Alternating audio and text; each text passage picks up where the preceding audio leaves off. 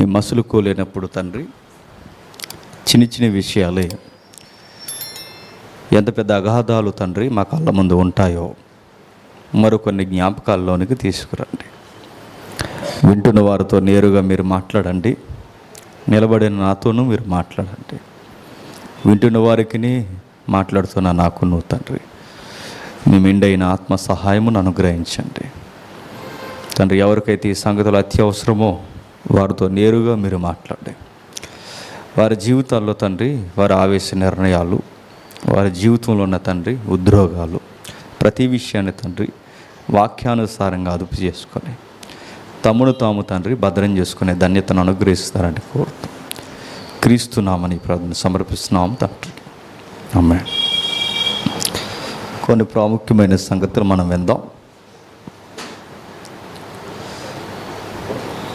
గతించిన 2 తరగతులు ఎంతమంది విన్నారో నాకు తెలీదు. ఇది 3వది. లేదు ఈరోజు ఏమని? ఓకే. గతించిన తరగతుల్లో డొమెస్టిక్ వైలెన్స్ గురించి మనం విన్నాం. అంటే గృహహింసను గూర్చి. గృహహింస అంటే కేవలం ఆడవారికి సంబంధించిందే కాదు, మగవారు కూడా ఆ పదానికి సరితూగే వాళ్ళే అని విన్నాం.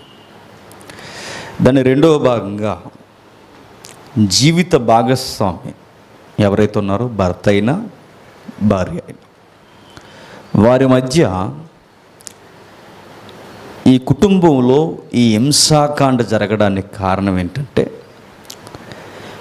ఎవరైతే వాక్యంలో బలహీనంగా ఉన్నారో అట్టి వారిని వాడు ఆకర్షిస్తాడని చెప్పుకున్నాం మనం. ఎవడు వాడు? దుష్టుడు, సాతాను. వాడు వారిని కంట్రోల్ చేస్తూ కుటుంబంలో లేని కలహాలన్నీ పుట్టిస్తాడని చదువుకున్నాం. ఇది 3వది, హింస 3. ఈరోజు ఈ 3వ భాగంలో కాస్తంత అత్యవసరమైన సంగతులు ఉన్నాయి, చాలా చాలా ప్రాముఖ్యమైనవి. చూద్దాం. అందరికీ సుపరిచితమైన వాక్యం సామెతల గ్రంథం 31వ అధ్యాయం. సామెతల గ్రంథం 31వ అధ్యాయం. సామెతల గ్రంథం 31వ అధ్యాయం 10వ వచనం నుండి. గుణవతి అయిన భార్య దొరుకుట అరుదు, అట్టిది ముత్యము కంటే అమూల్యమైనది. ఆమె పెనిమిటి ఆమె యందు నమ్మిక ఉంచును,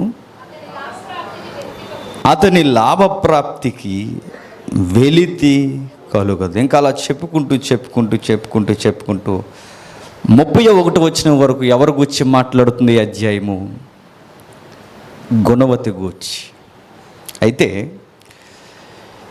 ఈ కుటుంబ వ్యవస్థకు సంబంధించిన ఈ 3వ భాగంలో ఒక ప్రశ్న మొదటగా మిమ్మల్ని అడగాలనుకుంటున్నాను ఈ వాక్యాన్ని ధ్యానించే ముందు. ఏమిటా ప్రశ్న అంటే, కొన్ని భాగాలు మనకు అవసరం. మీ జీవితంలో మీకు ఎప్పుడైనా కోపం వస్తుందా అని నేను అడగను. ఎందుకు? వస్తుంది కాబట్టి. దాన్ని ప్రశ్న అనకూడదు. మరలా నేను అడుగుతున్నాను, మీ జీవితంలో మీకు కోపం వస్తుందా అంటే ఖచ్చితంగా వస్తుంది. మనిషి అన్నవాడికి ఎవరికైనా కోపం వస్తుంది. మరో మాట. అయితే ఆ కోపం ఎందుకు వస్తుందో మనకు ఖచ్చితంగా తెలియాలి. కోపానికి ఫ్యామిలీకి సంబంధం ఏంటంటే చాలా పెద్ద సంబంధాలు ఉన్నాయి. కుటుంబ వ్యవస్థకి మన కోపానికి సంబంధం ఉందంటే సంబంధాలు ఉండడమే కాదు, సంబంధాలు తెగిపోతాయి కూడా. మరలా నేను అడుగుతున్నాను, మనకు కోపం వస్తున్నా, మనకి టెంపర్ లేస్తున్నా, సికాకు పుడుతున్నా అది ఎందుకు వస్తుందో మనకే తెలియాలి. ప్రశ్న. నాకెందుకు కోపం వస్తుందో నాకే తెలియకపోతే ఇంక నా గూర్చి ఎవడికి తెలీదు. అంతే కదా. నేనేంటో నాకు తెలియలేనప్పుడు ఇంక నా గూర్చి ఎవడికి తెలుస్తుంది? బైబిలే చెప్పింది, నిన్ను గూర్చి నువ్వు ఎరగలేనప్పుడు, నీ మనసు ఏంటో నీకు తెలియలేనప్పుడు నరుని మనసు మరొకటి గ్రహించడం కష్టం. కాబట్టి నాకెందుకు కోపం వస్తుంది, నాకెందుకు భావోద్వేగాలు రోజు రోజుకి రకరకాలుగా లేస్తున్నాయి అన్నది నాకు ఖచ్చితంగా తెలియాలి. ఇప్పుడు చిన్న చిన్న ప్రశ్నలు. సహజంగా భార్యాభర్తల మధ్య మనం మాట్లాడుకుంటున్నాం కనుక ఈ భార్యాభర్తల మధ్య కోపం అనే దాన్ని చాలా కంట్రోల్గా ఉంచాలి. దీనికి గనక వేయాల్సిన కళ్ళెం వేయకపోతే టాప్లు వేసిపోద్ది అన్నమాట. ఆయనకైనా లేచిపోద్ది, ఈవిడికైనా. అది ఈ కోపం విషయంలో ఏమవుద్ది అన్నప్పుడు కాస్తంత కొలతలు ఇచ్చుకుందాం. ప్రతిసారి మనిషికి కోపం రాదు. కోపానికి కొన్ని కారణాలు ఉంటాయి. ఉండవా? ఉంటాయి. ఎగ్జాంపుల్గా ఒక ఆమెను అడిగాడట ఒక సైకాలజిస్ట్, మేడం మీకు ఎందుకు కోపం వస్తుందండి? ఎప్పుడైనా కోపం వస్తే మీకు ముఖ్యమైన కారణం, మీకు ఎందుకు కోపం వస్తుందని అడిగాడట ఆయన. సీరియస్గా ఆవిడంది, మా పుట్టింటోళ్ళంటూ వచ్చేస్తుందండి అన్నదట. ఏంటి? టెంపర్. మీకు ఎందుకు కోపం వస్తుందని అడిగితే ఆవిడ చెప్పిందట, ఏమని? మా పుట్టింటి వారినంటే నాకు కోపం వస్తుంది. మరలా నేను చెప్తున్నాను, నా సమస్య, నా బలహీనత నాకు తెలిసినప్పుడు, ఏ టైంలో నాకు కోపం వస్తుందో నాకు అర్థమైనప్పుడు భార్యకైనా భర్తకైనా ఆ విషయంలో వారు ఎలా ఉండాలో వాళ్ళకి బాగా జాగ్రత్త తెలుస్తుందట. ఇప్పుడు ఎగ్జాంపుల్కి, ఇప్పుడు ఆవిడకి వాళ్ళ పుట్టింటోళ్ళ కోసం మాట్లాడితే మనిషిలా ఉండదన్నమాట. ఆ టైంలో భర్త అర్థం చేసుకోవాలి, ఏమని? వీళ్ళ పుట్టింటి విషయంలో మాట్లాడినప్పుడు కాస్తంత మనం జాగ్రత్తగా మాట్లాడాలి. ఈ పెద్ద ఆధ్యాత్మిక రహస్యాలు కాదు, కానీ ఆధ్యాత్మిక విషయాల్లో బతుకుతున్న మనకు మాత్రం చాలా అవసరం. మాట అర్థమైందో లేదో మళ్ళీ చెప్తా. ఇవి పెద్ద ఆధ్యాత్మిక విషయాలు కాదు, కానీ మన ఆధ్యాత్మిక జీవితానికి చాలా అవసరం ఇవి. ఎందుకంటే మనం డిస్టర్బ్ చేస్తాయి ఇవి. తనకి పలానా విషయంలో కోపం వస్తుంది తెలిసినప్పుడు తన జీవిత భాగస్వామి ఆ విషయంలో కాస్త జాగ్రత్తగా ఉండాలి. భర్త భార్యకి చెప్పాడట, నా కోపం వచ్చినప్పుడు 2 నిమిషాలు నాతో మాట్లాడకన్నాడట.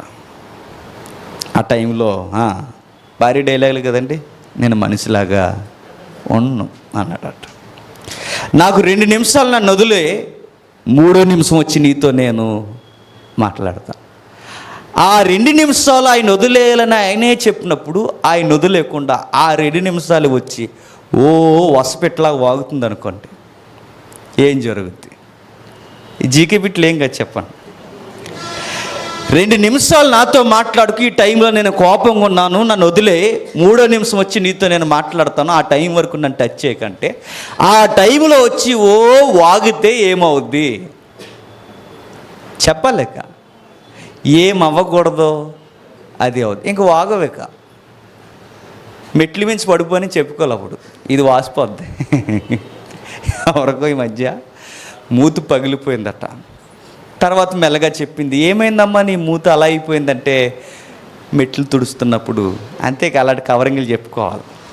ఆ 2 నిమిషాలు ఆయన వదిలేస్తే, ఆ 2 నిమిషాలు ఆయనతో నువ్వు జాగ్రత్తగా వ్యవహరిస్తే 3వ నిమిషం సర్దుకుపోతాడు. ఫ్యామిలీలో ఏవో పెద్ద పెద్ద క్లాసులు పీకాల్సిన అవసరం లేదు.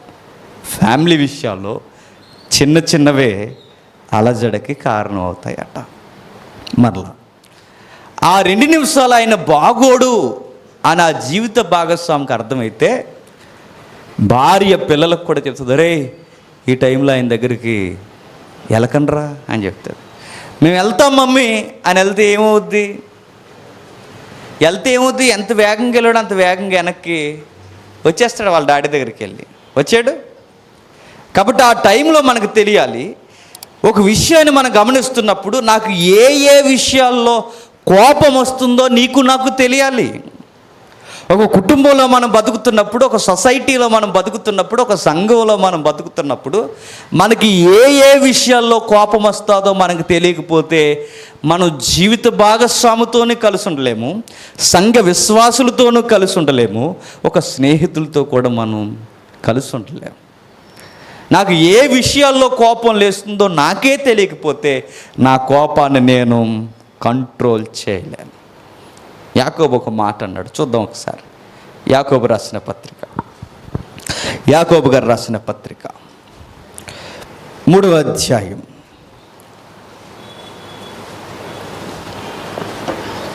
యాకోబు గారు రాసిన పత్రిక 3వ అధ్యాయం 5-6 వచనాలు.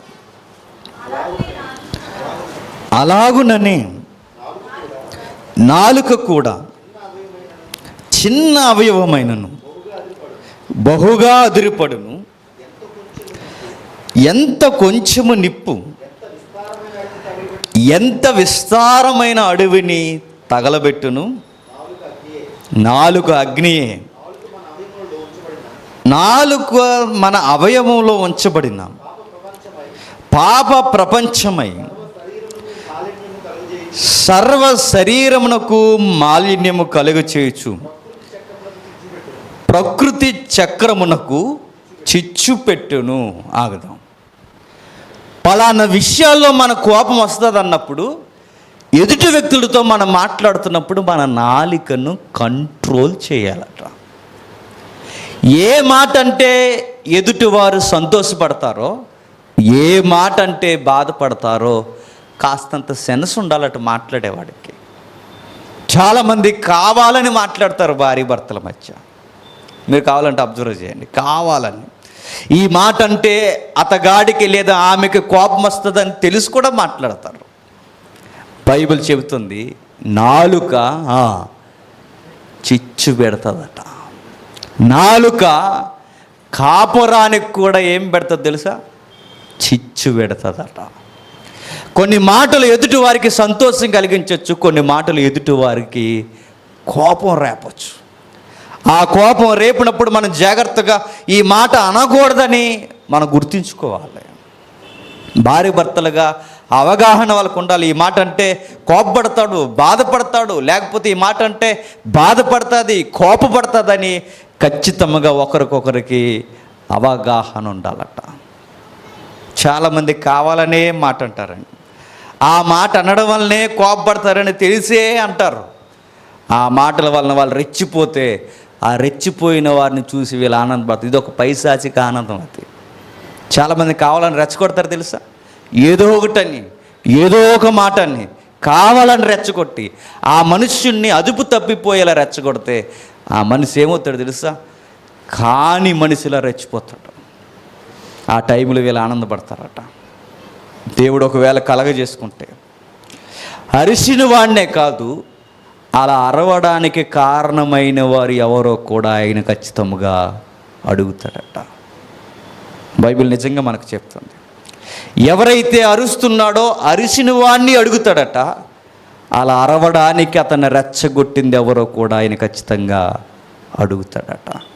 అందుకే నాలుక విషయంలో మనం నేర్చుకోవాల్సింది ఏంటంటే, ఖచ్చితముగా ఏ మాట కుటుంబాన్ని కడతాది, ఏ మాట కుటుంబాన్ని జీవిత భాగస్వామిని విడగొడతాదో కాస్తంత మసులుకొని మాట్లాడితే కుటుంబాలు చక్కగా ఉంటాయి. కోపాలు ఊరకే రావు ఎవరికి. ఊరకే కోపపడ్డానికి అదొక రోగం కాదు. కోపం ఎందుకు వస్తుందంటే, భార్య భర్తల మధ్య ఇద్దరు పోట్లాడుకుంటున్నారంటే వెంటనే మనం గ్రహించాలి వాళ్ళిద్దరిలో ఎవరికో సరిగ్గా మాట్లాడడం రాలేదని. ఒక ఫ్యామిలీలో గొడవ అవుతుందంటే మనకు వెంటనే అర్థం అవ్వాలి వాళ్ళిద్దరిలో ఎవరికో సరిగ్గా మాట్లాడడం రాలేదు, అందుకే కోపం వచ్చింది. ఆ కోపం గొడవ అయింది, ఆ గొడవ కాస్త ఈదికెక్కింది.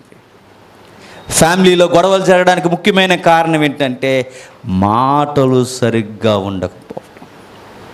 మరో మాట నేను అడుగుతున్నాను, ఏం చేసాం ఇప్పటి వరకు?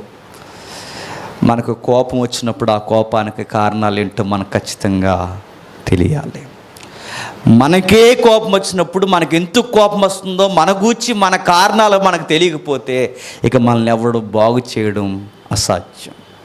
ఇక రెండవ లైన్, మన అలవాట్లు ఏంటో కూడా మనకు తెలియాలి. ఏంటవి?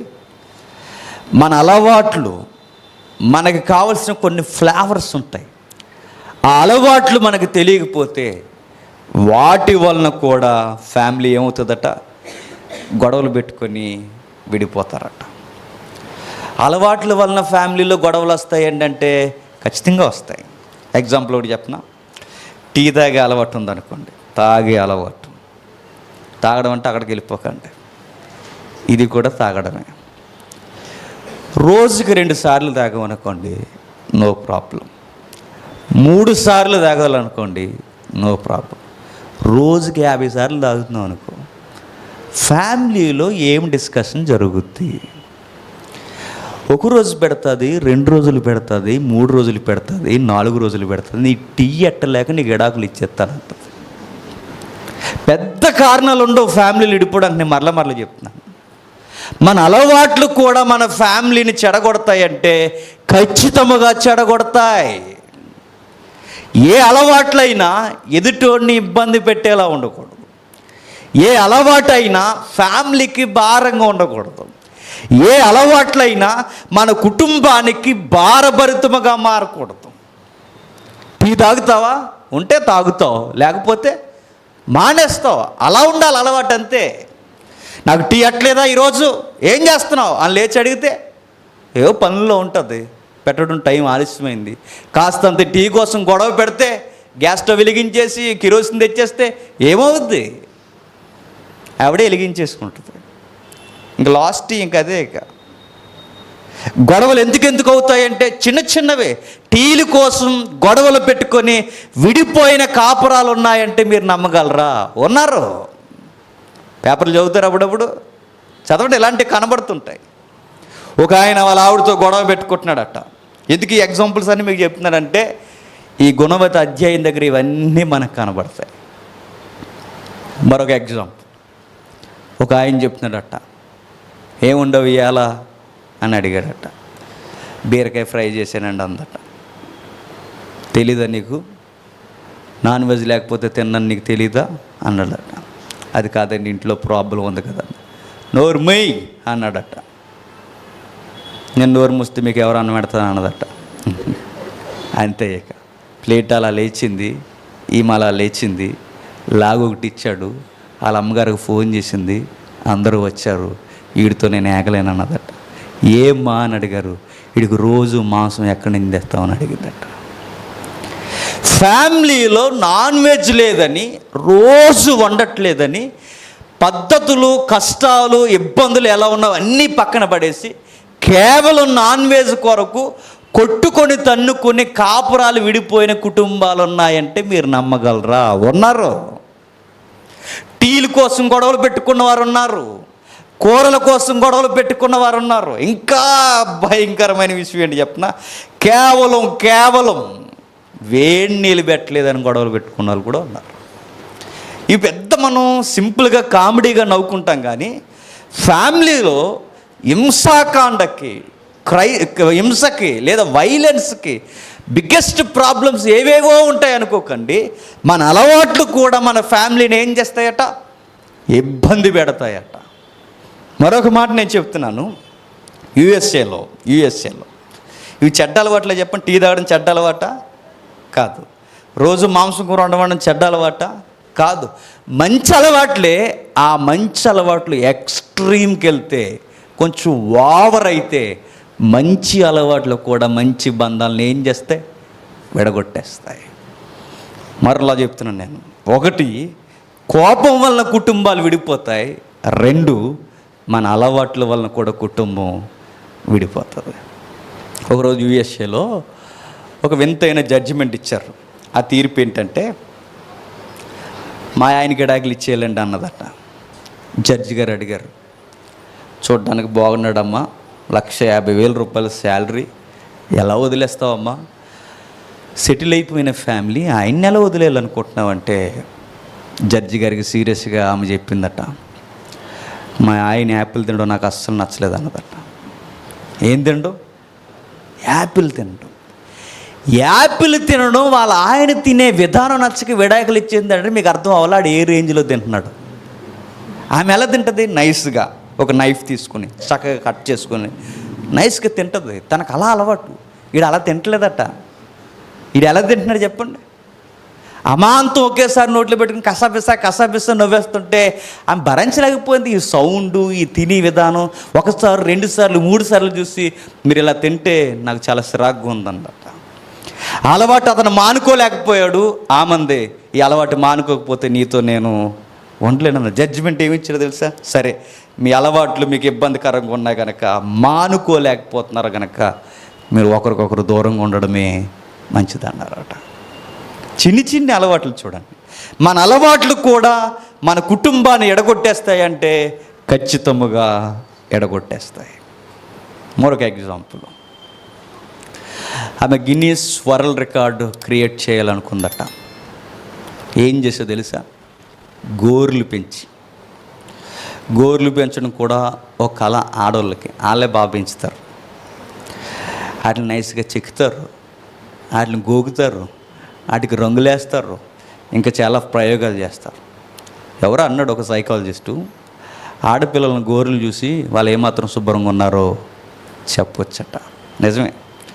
శుభ్రంగా తుప్పెట్టేసి మట్టేటేసి ఉన్నాయంటే పాపకు బాగా శుభ్రం ఎక్కువ అన్నమాట.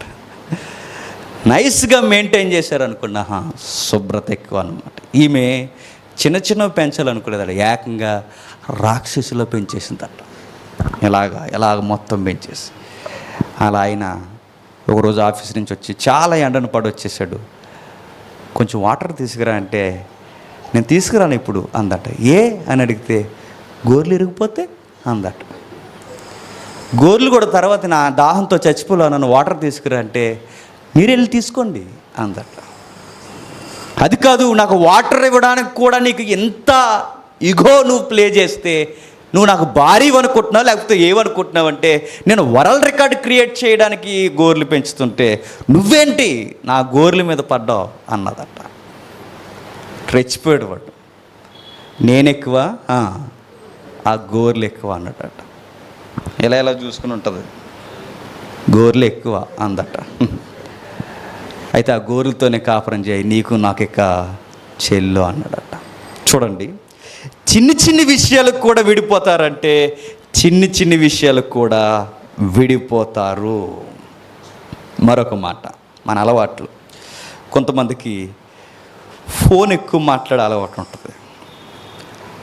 ఎక్కువ అమ్మాయిలు, పెళ్ళైన అమ్మాయిలు, భార్యలు రోజుకి వాళ్ళ అమ్మగారికి 3 సార్లు చేసింది అనుకోండి, నో ప్రాబ్లం. రోజంతా ఫోన్ ఇటు కూర్చుందనుకోండి, చెప్పానా నీకు రోజుకు 1 సార్లు 2 సార్లు మాట్లాడమని చెప్పాను. టైం ఎంత అయింది? 3 అయింది. ఎవడెడతాడు అని అడిగాడట. మా అమ్మతో మాట్లాడుతున్నానండి అందట. మీ అమ్మ వచ్చి ఎడతాదా అని అడిగాడట. ఎవరు? అలా ఆయన. 4 అయింది, పెట్టలేదు. అప్పుడు అన్నాడు, ఇంకొకసారి నాకు ఫోన్ మాట్లాడుతూ కనబడ్డావో అవతల మీ అమ్మ ఉండదు, యువతలు నువ్వు ఉండవు అన్నాడట. మా అమ్మని అంటావా అందట. నిన్ను అన్నం వండే కండా అడ్డుకుంటున్న మీ అమ్మనే కాదు, మీ అమ్మమ్మను కూడా అంటా అన్నాడట. అయితే నీకు నాకు ఇక కుదరదా, పోవే అన్నాడట. ఎవరు? ఆ భర్త. ఆ చిన్న కారణాన్ని కేవలం ఫోన్ వల్ల నిడిపోయిన కాపురాలు ఉన్నాయంటే మీరు నమ్మగలరా? మరలా నేను చెప్తున్నాను, మన అలవాట్లు కూడా మనల్ని ఏం చేస్తాయట? ఎడగొట్టేస్తాయట. ఒకడు టీ వల్ల విడిపోయాడు, మరొకడు నాన్ వెజ్ వల్ల విడిపోయాడు, మరొకడు రకరకాల కారణాల వల్ల విడిపోయాడు, మరొకరు ఫోన్ అనే దానికి ఇంపార్టెంట్ ఇచ్చి అలవాట్లలో వారికి కావాల్సిన అవసరతలను పక్కన పెట్టేస్తే విడిపోయారట. మరికొంతమంది కేవలం ఉద్యోగం అని తిరుగుతూ జీవిత భాగస్వామి నిర్లక్ష్యం చేస్తే నేనన్న దాన్ని ఒక దాన్ని ఉన్నానని, నేనన్న వాడిని ఒకడు ఉన్నానని నువ్వు నన్ను పట్టించుకోకుండా తిరిగితే, నీకు ఉద్యోగం కావాలా నేను కావాలని అడిగితే వాళ్ళు సీరియస్గా చెప్పారట, నాకు ఉద్యోగమే కావాలని. ఉద్యోగాల కొరకు భార్య భర్తలు విడిపోయిన వారిని అందరినో పేపర్లో మనం చదువుకున్నాం. కారణాలు నేను మరలా చెప్తున్నాను. మన జీవితాలు విడిపోవడానికి పెద్ద కారణాలు అవసరం లేదు, చిన్న చిన్న కారణాలే. ఆ కారణాల్లో ఒకటి కోపం, 2 చెప్పండి మన అలవాట్లు, 3వది మన ఆరోగ్య పరిస్థితులు కూడా మనకు తెలియాలట. ఏంటవి? మన ఆరోగ్య పరిస్థితులు కూడా మనకు తెలియాలి. మన కుటుంబ జీవితాల్లో మన ఆరోగ్యం ఎలా ఉందో మనకు తెలియకపోతే మన ఫ్యామిలీలో చాలా మూల్యాన్ని మనం చెల్లించుకోవాలి. ఎట్లాగో తెలుసా? భర్తకు కానీ భార్యకు కానీ అనారోగ్యం ఒక్కసారి వచ్చేది, మెల్లగా దాని సిమ్టమ్స్ కనబడతాయి. జ్వరం రావడం అనో, తుమ్మడం అనో, నీరసం వచ్చిన కోళ్ళగా అలా తిరగడము, ఏ సిమ్టమ్స్ మనకు కనబడతాయి. ఆ టైంలో మనం సీరియస్గా పట్టించుకోవాలి. పర్లేదులే అని మనం పట్టించుకోకుండా, చూపించాల్సిన టైంకి చూపించకుండా, ఇవ్వాల్సిన టైంకి మెడిసిన్ ఇవ్వకుండా ఉంటే ఏమవుద్ది? సీరియస్ అవుద్ది. తీసుకెళ్ళి హాస్పిటల్ మంచమే పడేస్తారు. ఆ మంచం దగ్గర కూర్చొని చెప్పండి హలో అని ఏడుస్తారు. ఆయనకి నీరసంగా ఉన్న టైంలో నువ్వు సీరియస్ తీసుకోలేదు, ఆమెకి నీరసంగా ఉన్నప్పుడు నువ్వు పట్టించుకోలేదు. ఎప్పుడైతే మీ యొక్క ఆరోగ్య పరిస్థితులు ఎలా ఉన్నాయి మీరు సీరియస్గా తీసుకోకపోతే, మీ ఆరోగ్య సమస్యలు ఏంటో మీరే గుర్తించి ఒకరి పట్ల ఒకరు బాధ్యత తీసుకోకపోతే, చివరికి రోగాలు ముదురై, ఆ రోగాలు పెద్దవై, అవి తీరనంత భయంకరమైనవైతే చివరికి కారణాలు ఏం మిగులుతాయి తెలుసా? ఇతను రోగగ్రస్తుడు అయిపోయాడండి, ఇంక ఈయనతో నా లైఫ్ కొనసాగదు. కేవలం మీ ఆయన్ని ఎందుకు వదిలేసామంటే, ఆయనకి మనిషిలో అవడండి, ఆయనకు రోగం వచ్చింది, అందుకే నేను వేరొక పెళ్ళి చేసుకుంటున్నాననే భార్య లేరే చెప్పండి. ఎందుకురా ఈమెను వదిలేస్తున్నామంటే, ఆమెకి భయంకరమైన రోగం వచ్చింది, అందుకే నేను ఆమెని వదిలేస్తున్నాను, వేరొక పెళ్ళి చేసుకుంటాను అన్నాడు. కేవలం ఆరోగ్యాల వలన, కేవలం అనారోగ్య పరిస్థితుల వలన, కేవలం వారికి వచ్చిన సమస్యను పెద్దది చేసుకుని శుభ్రత మర్చిపోయి కూడా రోగాలు తెచ్చుకున్న కుటుంబాలు లేవా చెప్పండి? ఉన్నాయి. నేను మరలా చెప్తున్నా, రోగాలు రావడానికి అతిపెద్ద కారణాల్లో ఒక కారణం ఏంటి చెప్పినా? పెద్ద సూత్రాలు ఏం కాదు. ఒకటి ఇల్లు శుభ్రంగా లేకపోవడం, 2 చెప్పండి జాగ్రత్తలు పాటించకపోవడం. మరలా నేను చెప్తున్నాను, మన ఇంటి శుభ్రత, ఒంటి శుభ్రతే కాదు, ఇంటి శుభ్రత కూడా లేకపోయినా మనకేమొస్తాయట? రోగాలు వస్తాయట. నేను మరలా అడుగుతున్నాను, మీ ఇంట్లో ఎవరెవరు ఉంటున్నారో మీకు ఖచ్చితంగా తెలిస్తే, మీ ఇంట్లో ఎట్టివారు ఉంటున్నారో మీకు ఖచ్చితంగా తెలిస్తే, ఆ ఇంటిని మీరు చాలా శుభ్రంగా ఉంచుకోవాలి. ఎట్లని చెప్పనా? నా లైఫ్లో అత్యధికమైన ముఖ్యమైన వ్యక్తులు నా ఇంట్లో ఉండరా? మన ఇంట్లో ఉండేది ఎవరు చెప్పండి? మన లైఫ్ లాంగ్ మనతో నడిచేవారు మన ఇంట్లో ఉంటారు.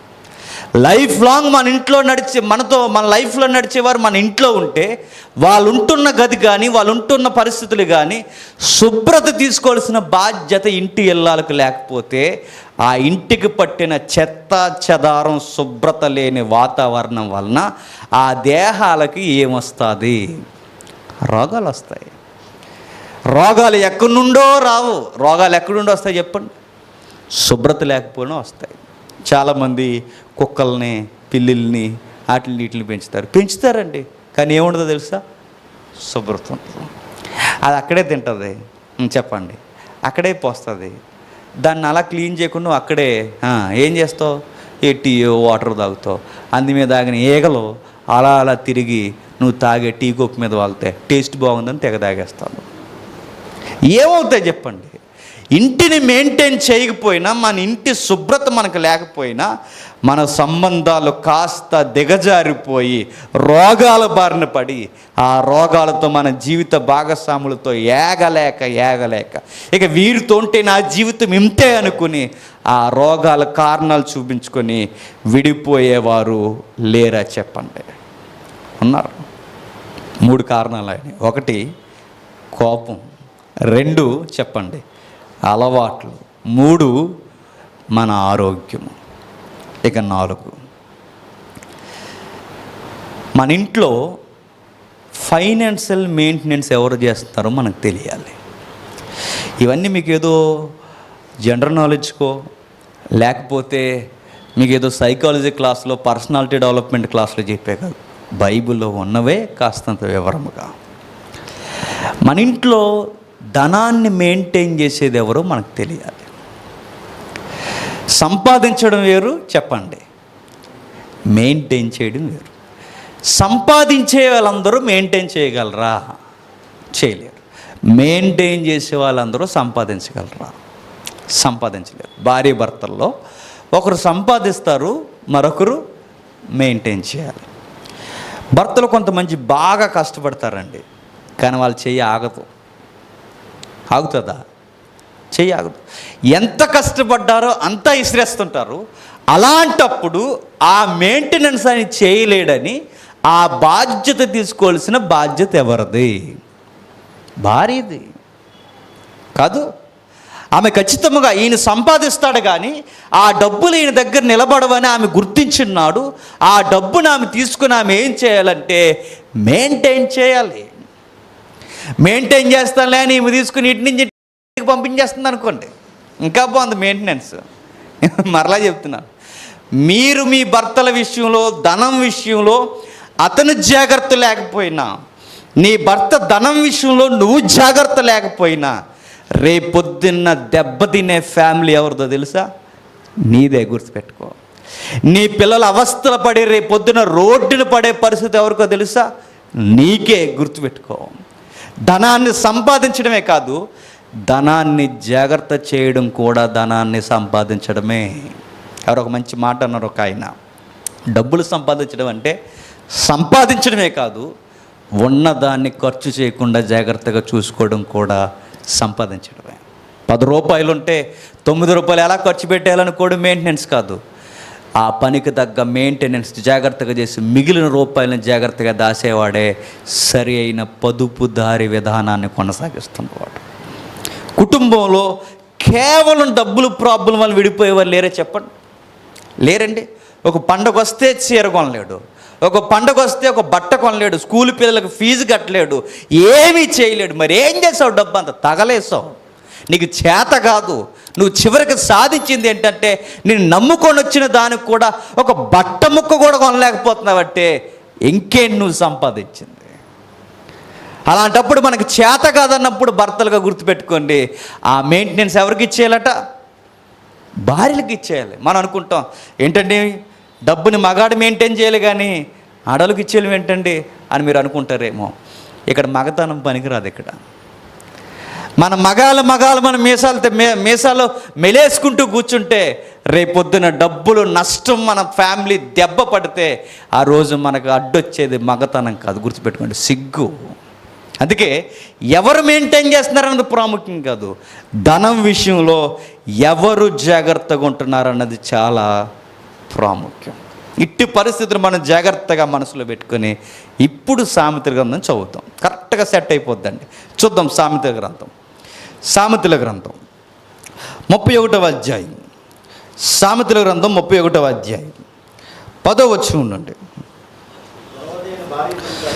గుణవతి అయిన భార్య దొరుకుట అరుదు, అట్టిది ముత్యము కంటే అమూల్యమైనది. ఆమె పెనిమిటి ఆమె యందు నమ్మిక ఉంచును, అతని లాభప్రాప్తికి వెలితి కలగదు. ఆగుదాం. గుణవతి అయిన భార్య దొరుకుట అరుదు. నిజంగానే అనుకునేవాడిని అండి, ఏదో దేవుడు అలా అన్నాడు కానీ అక్కడక్కడ ఉంటారేమో అనుకునేవాళ్ళు. నిజంగా గుణవతి అంటే ఎవరు అని అడిగితేనే అడుగుతున్నాను. గుణవతి అంటే ఎవరు అంటే ఈమె అని ఎవరినైనా చూపించడానికి మన దగ్గర ఉన్న స్కేల్ ఏంటి, కొలత ఏంటి? మన గుణవతి అనగానే అనుకుంటాం కామ్ గోయింగ్ అనుకుంటాం. నో, బైబిల్ అలా చెప్పట్లేదు. గుణవతి అంటే మనం అనుకుంటాం, చాలామంది అనుకుంటారు గుణవతి అనగానే ఎవరితో మాట్లాడదండి, బుక్స్ ఇలా పట్టుకుంటుందండి, తల ఇలా కిందకెట్టుకుని అలా అడుగులు అడుగేసుకుంటూ వెళ్ళిపో. అలా చెప్పలేదు బైబిల్లో. గుణవతి అనగానే ఆ ఇంట్లో ఉందో లేదో కూడా తెలియదండి, అసలు ఉందంటారా, ఊరు వెళ్ళిందంటారా అన్నట్టు కూడా ఉండదండి, అలా ఉంటుందండి అనేది గుణవతి అని బైబిల్ చెప్పట్లేదు. మరి గుణవతి అంటే ఏంటి? గుణవతి అంటే గుణవతిని కూడా అనకూడదు, గుణవతికి వాల్యూస్ ఇచ్చేట అక్కడ చూద్దాం. మనం చదువుకున్నవన్నీ ఈమెలో కనబడతాయి. చూడండి, గుణవతి అయిన భార్య దొరుకుట అరుదు. ఏంటట? గుణవతి అయిన భార్య దొరుకుట అరుదు. అరుదు అని ఎందుకు అన్నాడంటే చెప్పండి, దొరకదు కాబట్టి అరుదు. పెద్ద క్వశ్చన్ మార్క్ ఏంటి చెప్పనా? క్రీస్తు పూర్వమే అరుదు అన్నాడంటే చెప్పండి. ఇప్పుడు మొత్తానికి అరుదు ఈజ్వల్ టు అరుదు అరుదు అరుదు ఉందో లేదో కూడా తెలీదు.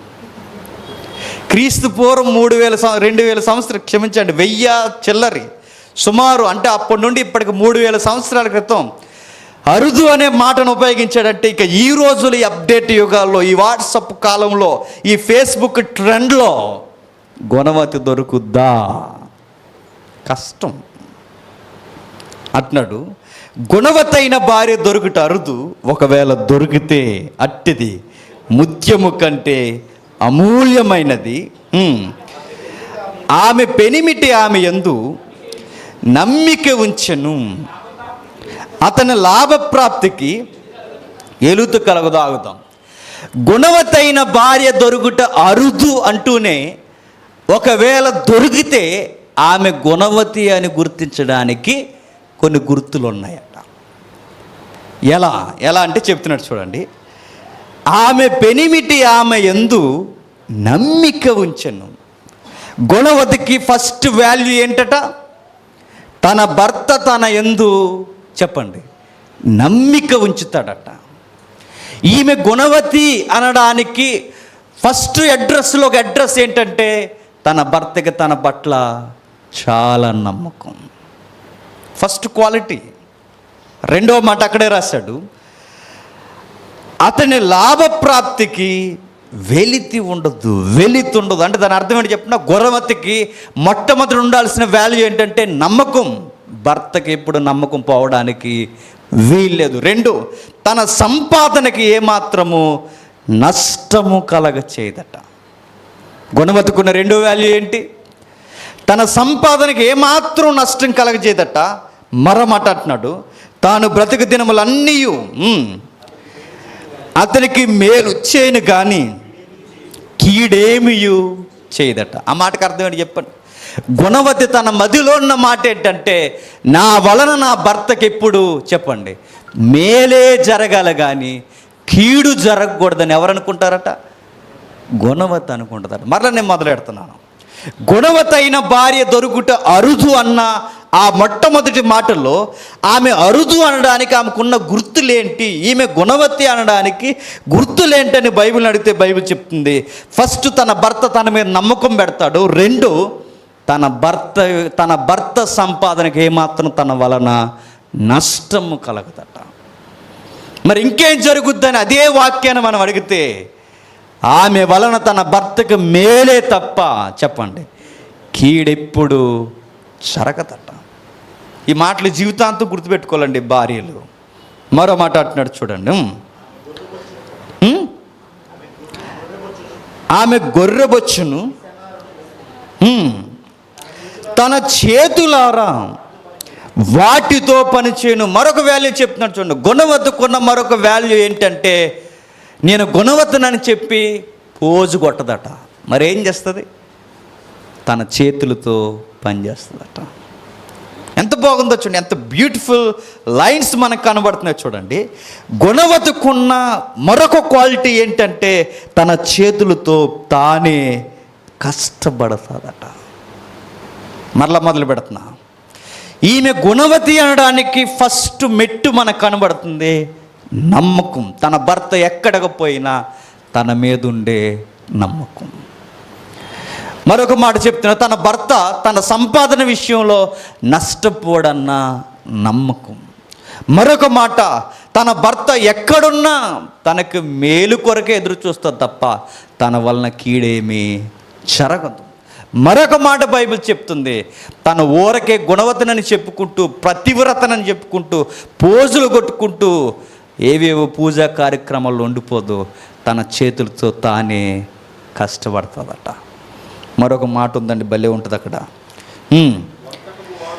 వర్తకపు వాడలు దూరముగా నుండి ఆహారము తెచ్చినట్లు ఆమె దూరము నుండి ఆహారము తెచ్చుకొను. ఎంత బాగుందో చూడండి. ఒకప్పుడు క్రీస్తు పూర్వం ఈ లైన్స్ రాసే టైంకి ఇప్పుడు ఎక్కడ పడితే అక్కడ కిరాణా స్టోర్లు అవి దొరుకుతున్నాయి మనకి.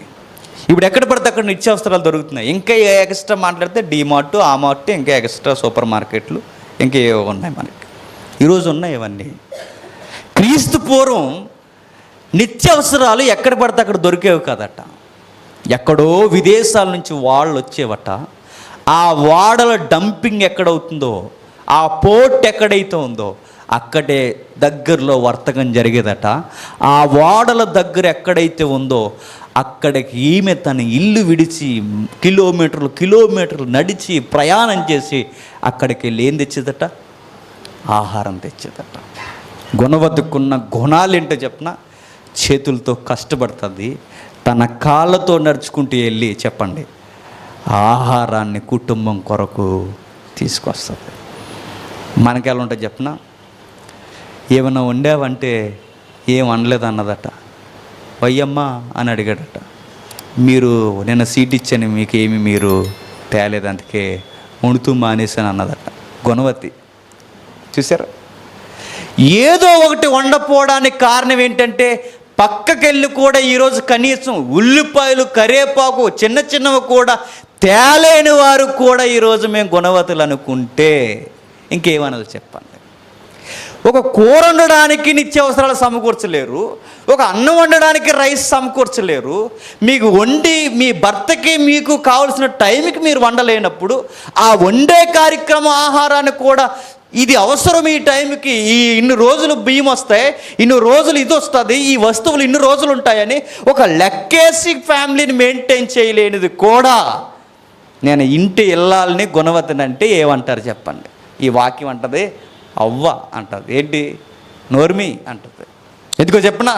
ఆ రోజు గుణవతి యొక్క క్యారెక్టర్ ఏంటంటే ఎక్కడో వాడలుంటే అక్కడికి ఆమె పోయి ఆహారం తెచ్చేదట. దూరం నుండి ఆహారాన్ని ఫ్యామిలీకి రెడీ చేసేదట. మరొక మాట ఉంది కింద, ఆమె చీకటితోనే లేచి తన ఇంటి వారికి భోజనము సిద్ధపరచును, తన పనికత్తెలకు బెత్తము ఏర్పరచును. ఎంత బాగుందో చూడండి. బత్తెము అంటే కింద ఫుట్ నోట్ ఇచ్చాడు. పనిని ఏర్పరచును, లేకపోతే వారికి ఏమాత్రం జీతం ఇవ్వాలో, వారికి ఏమాత్రం వారికి శాలరీ ఇవ్వాలో అవన్నీ ఎవరు మెయింటైన్ చేస్తారట? గుణవతి మెయింటైన్ చేస్తారట. భయంకరమైన మాట ఒకటి ఉంది అక్కడ. ఏంటో చెప్పనా? తాను పని చేసే పనులకి పనులు ఉన్నారట. ఎవరికి? గుణవతికి. ఓ మాట చెప్పనా, ఓ పని మనిషిని పిలిచి కూర వండే అమ్మ అంటే పని మనిషి వండుతుందో వండుతా? వండేస్తుంది. పలానా పాత్రలు కడిగమ్మంటే కడుగుతుందా? కడగదా? ఎందుకు కడగదు? మన శాలరీ వేస్తున్నాం, కడుగుతారు. ఇంకా నేను అడుగుతున్నాను, బట్టలు ఉతుకమ్మా, అవి చేయమ్మా, ఇవి చేయమ్మా అంటే ఆ పని ఆవిడ చేస్తుందా? చేయదా? చేస్తా. పనులు ఉన్నప్పుడు ఇంటి యజమానులు స్త్రీలు ఏం చేస్తారు? 8 గంటలు లేస్తారు. అక్కడ ఉంది చూడండి కీ పాయింట్. పనివారు మనకు చుట్టూ ఉన్నప్పుడు, మన ఇంట్లో వర్క్ని మెయింటైన్ చేసేవారు ఉన్నప్పుడు ఇంటి ఇల్లాలు ఎన్నింటికి లేస్తుంది? నిన్ను అడిగి చేసేవారు లేకపోతే 11:30 కూడా లేస్తావు నువ్వు. నీకు ఉప్మా వండే అలవాటు కూడా నీకు అలవాటు లేకుండా వండి పెట్టేవాళ్ళు ఉంటే నువ్వు ఎన్నింటికి లేస్తావు? 7 మధ్యాహ్నాలు 12ంటికి కూడా లేస్తావు. కానీ గుణవతి అయితే ఏం చేస్తుందో తెలుసా? అక్కడ చెప్తాను చూడండి. ఆమె చీకటితోనే లేచి తన ఇంటి వారికి భోజనం సిద్ధపడుతుంది. అదేంటి మేడం మీకు పనులు ఉన్నారు కదా అంటే ఆమె అంటదట, నా పనులు నాకున్నాయి, చెప్పండి వాళ్ళ పనులు వాళ్ళకున్నాయి. వాళ్ళు ఉన్నారు కదా నేను రెస్ట్ తీసుకోను, నా ఇంటి వారి ఆహారానికి నేనే నా చేతులతో వండి పెడతానంటదట. నా యజమానికి నేనే వండుతాను, నా పిల్లలు నేనే సిద్ధపరుస్తాను, నా ఇంటి వారికి కావలసిన ఆహారాన్ని నేనే సిద్ధపరుస్తాను. పనివారు చేయాల్సిన పనులు వాళ్ళకున్నాయి. వాళ్ళని ఒక పక్క మెయింటైన్ చేస్తూనే, పనులకి పనులు చెప్తూనే, మరో పక్క ఈమె చీకటితోనే లేచి పనులు చేస్తూనే కుటుంబాన్ని మెయింటైన్ చేస్తుంది. ఇవి గుణవతి లక్షణాలు అంటే. ప్రతి ఒక్కరు గుణవత్తని చెప్పుకోవడానికి సరిపోరు. మీరు ఈ స్కేల్ పట్టుకెళ్ళి ఎవరైనా ఈసారి బిల్డప్లకు పోతే ఈ స్కేల్ పట్టుకెళ్ళి అలా కొలిసి ఈ పాయింట్లు సెట్ అవుతుందో లేదో ఒకసారి చూడండి. ఒకటి కూడా మ్యాచ్ అవుతుంది. ఒక్కటి కూడా మ్యాచ్ అవ్వదు. ఒకవేళ మ్యాచ్ అయినా ఎక్కడో దిక్కున 2 రోజులు కవర్ చేస్తారు, 3 రోజులు కవర్ చేస్తారు, 4 రోజులు కవర్ చేస్తారు. ఇది లైఫ్ జర్నీ. ఏదో ఒక రోజు ఖచ్చితంగా దొరికేస్తారు. రోజు 4 గంటలు లేపేయండి, ముఖం ఎలా అయిపోతుంది చూడండి. రోజు 4:30 లేపి అన్నీ రెడీ చేయమ్మాయి అనండి, దెబ్బకి నేను వదిలేకపోతే అడుగు వదిలేస్తుంది ఖచ్చితంగా. కానీ గుణవతి తను నిద్రపోతున్నప్పుడు కూడా తనకు అల్లారం మోగినా మోగపోయినా తన బాధ్యత ఖచ్చితంగా టైంకి లేస్తుందట. ఈరోజు అప్డేట్ కోడళ్ళు ఎవరు లేవరండి. 7 గంటలు లేసి కోడలు ఉన్నారండి ఈరోజు. 7 కూడా సిగ్గే. 5:30కి లేవాలి. చిన్నప్పుడు మా అమ్మ నాన్నమ్మ ఈ టైంలో నిజంగానండి 5:30 ఆ టైంకి లేచిపోయేవారు వాళ్ళు. ఒకవేళ మనం లేచామనుకోండి, మా నాయనమ్మ కానీ ఈ పెద్దోళ్ళు ఏం చేసేవారంటే వాళ్ళ వాకులు ఊడుస్తున్నప్పుడు వాళ్ళు మనల్ని వీపు మీద వేసుకొని వాకులు ఊడ్చారు. ఎంత బ్యూటిఫుల్ సీనో తెలుసు అది. వాళ్ళ వీపు మీదకి మనల్ని ఎక్కించుకొని వాళ్ళు అలా చీపురు ఊడుస్తూ ఆ తర్వాత అలాగ కల్లాపు చల్లి మనకు చల్లేస్తుంటే మళ్ళీ ఆ చేతులతోనే చిన్న మంటేసి ఆడ కూర్చో వస్తాను ఒక 5 నిమిషాలు అనేవారు. ఒకప్పుడు స్త్రీలు ఎలా ఉండేవారంటే ఉదయాన్నే లేచేవారు. వాళ్ళ బాధ్యత అది. ఏకవుజామునే లేచేవారు, ఏకవుజామునే ఆహారాన్ని సిద్ధపరిచేవారు. మాకు చేసేవారు ఉన్నారని తెలిసినా లేచేవారు. అత్తగారు లేకపోయినా కోడలు చక్కబడుతుంది, అయినా అత్తగారు కోడలతో పాటు లేచేవారు. కానీ ఈరోజు కోడలు లేవలేదని అత్త అడిగితే అత్తతో గొడవ, అత్త లేవలేదని కోడలు అడిగితే కోడలతో గొడవ, ఇద్దరితో గొడవ, ఇద్దరు లేగరు. ఈ లోపల లేగరని తెలిసి ఆడి ఏ రోడ్డు మీద ఆ 10 రూపాయలు ఇచ్చి ఇడ్లీ తినేసి వెళ్ళిపోతున్నాడు ఆఫీస్కి. లేరండి అలాగా. అలా తిని వాళ్ళకి ఇంత పొట్టలు వచ్చేస్తున్నాయి. అలా తిని మీ టైం కొండక ఆడ ఆ ఫాస్ట్ ఫుడ్ ఈ ఫుడ్ ఆ ఫుడ్ తిని ఆడ ఫాస్ట్గా ఇలా పెరిగిపోతుంది ఆడికి. మీ భర్తల ఆకారాలు కూడా మారిపోవడానికి కారణం ఏంటి చెప్పినా మీ బద్ధకాలు. మీరు కాదు, మీ బద్ధకాలు. మీ భర్తల యొక్క బాగును చూడాల్సింది, వండాల్సింది మీరే. మీ ఇంటికి ఆహారం సిద్ధపరాల్సినది మీరే. మరొక మాట్లాడుతున్నాడు కింద, త్వరగా ముగించుకుందాం. తన పనికత్తులకు బెత్తము ఏర్పరచును, ఆమె పొలమును చూసి దానిని తీసుకొను, తాను కూడబెట్టిన ద్రవ్యమును బట్టి ద్రాక్ష తోట ఒకటి నాటించును. ఆ 16వ వచనం చూడండి ఏమని మాట్లాడుతున్నాడో. ఆమె పొలము చూసి దానిని తీసుకొనును, ద్రాక్ష తోట ఒకటి నాటుకోండి. బాగా వినండి, ఇందాక మనం మాట్లాడుకున్నాం ఫైనాన్షియల్ మ్యాటర్స్. ఒక పొలాన్ని కొనడానికి ఒక ఇంటి ఇల్లాలు వెళ్తుందంటే ఆ బడ్జెట్ లెక్కలో ఆ గుణవతి భర్త ఎవరి చేతుల్లో పెట్టాడు? ఇక్కడ ఉన్న గుణవతి భర్త ఎవరి చేతుల్లో పెట్టాడు చెప్పండి? భార్య చేతుల్లో పెట్టాడు. ఆమె పొలాన్ని కొనడానికే రెడీ అవుతుందంటే తన భర్త రేపొద్దున్న నువ్వు పొలం కొన్నావు నాకు చెప్పకుండానే అడుగుతాడనా అడగడనా? ఒకవేళ అడిగినా నా భార్య మంచి పనే చేస్తుందని తన భర్త పట్ల తనకున్న నమ్మకమా చెప్పండి? నమ్మకం. ఎంత నమ్మాడంటే నా భర్త నన్ను అడగడు, ఒకవేళ అడిగినా నేను నష్టం చేయనని నా మీద ఆయనకి చాలా నమ్మకం. నిజంగా నేను చెప్తున్నాను, పొలాలు ఎవరు కొంటారు చెప్పండి? పురుషులు కొంటారు. కానీ ఇక్కడ గుణవతి ఏం కొంటుందట? పొలం కొంటుందా? పొలం కొనడమే కాదు, ఆమె కూడబెట్టిన ధనంతో, అంటే తన ఇంట్లో ఉన్న ధనాన్ని తాను మెయింటైన్ చేయడమే కాదు, ఆ ధనాన్ని ఇంకా చెప్పండి రెట్టింపు చేయడానికి పొలాల మీద పెట్టుబడి పెడుతుందట. ఎంత తెలివైంది చూడండి గుణవతి. ఒక 1000 రూపాయలు ఇచ్చి అన్ని 10గా ఎంత లెక్కటమనండి గుణవతుల్ని. ఈ తరం గుణవతుల్ని ఒక 1000 రూపాయలు ఇచ్చి చిల్లర అన్ని 10గా ఎంతలు ఇచ్చి లెక్కెట్టమనండి. ఉదయం నుంచి సాయంత్రం వరకు లెక్కెడతారు.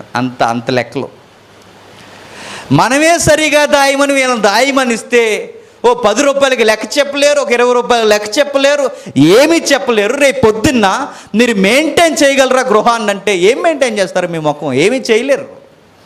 ఉన్నవి నాశనం చేయకుండా ఉంటే చాలు, ఉన్నవి దగా పడకుండా ఉంటే చాలు. ఆ రోజు గుణవతి గురించి మాట్లాడుతున్నప్పుడు ఎంత ఎత్తుకు మాట్లాడుతున్నాడు చూడండి. తన భర్త ఎంత నమ్మకపోతే పొలాన్ని కొనడానికి కూడా పెద్ద మనుషులతో మాట్లాడి ద్రాక్ష తోటలు కొనడానికి నాటించడానికి రెడీ అయిందంటే ఈమెవరు? ఈమె ఇంటి ఇల్లాలా లేకపోతే ఒక రైతా అని అడిగితే బైబిల్ చెప్తుంది ఆమె ఇంటి ఇల్లాలు కాదు, రైతు కాదు. ఆమె ఎవరో తెలుసా? గుణవతి. అది గుణవతి. ఆమె ఎంత అంటే ఆమె ప్రతి పని బాగుగా ఎరిగిన ఒక గొప్ప గుణవతి. 17వ వచనం, ఆమె నడుకట్టు చేత నడుము బలపరుచుకొని చేతులతో బలముగా పనిచేయును. ఏమంటున్నాడు? ఆమె నడుకట్టు చేత నడుము బలపరుచుకొని చేతులతో బలముగా పనిచేయును. చేతులతో బలముగా పనిచేయండి.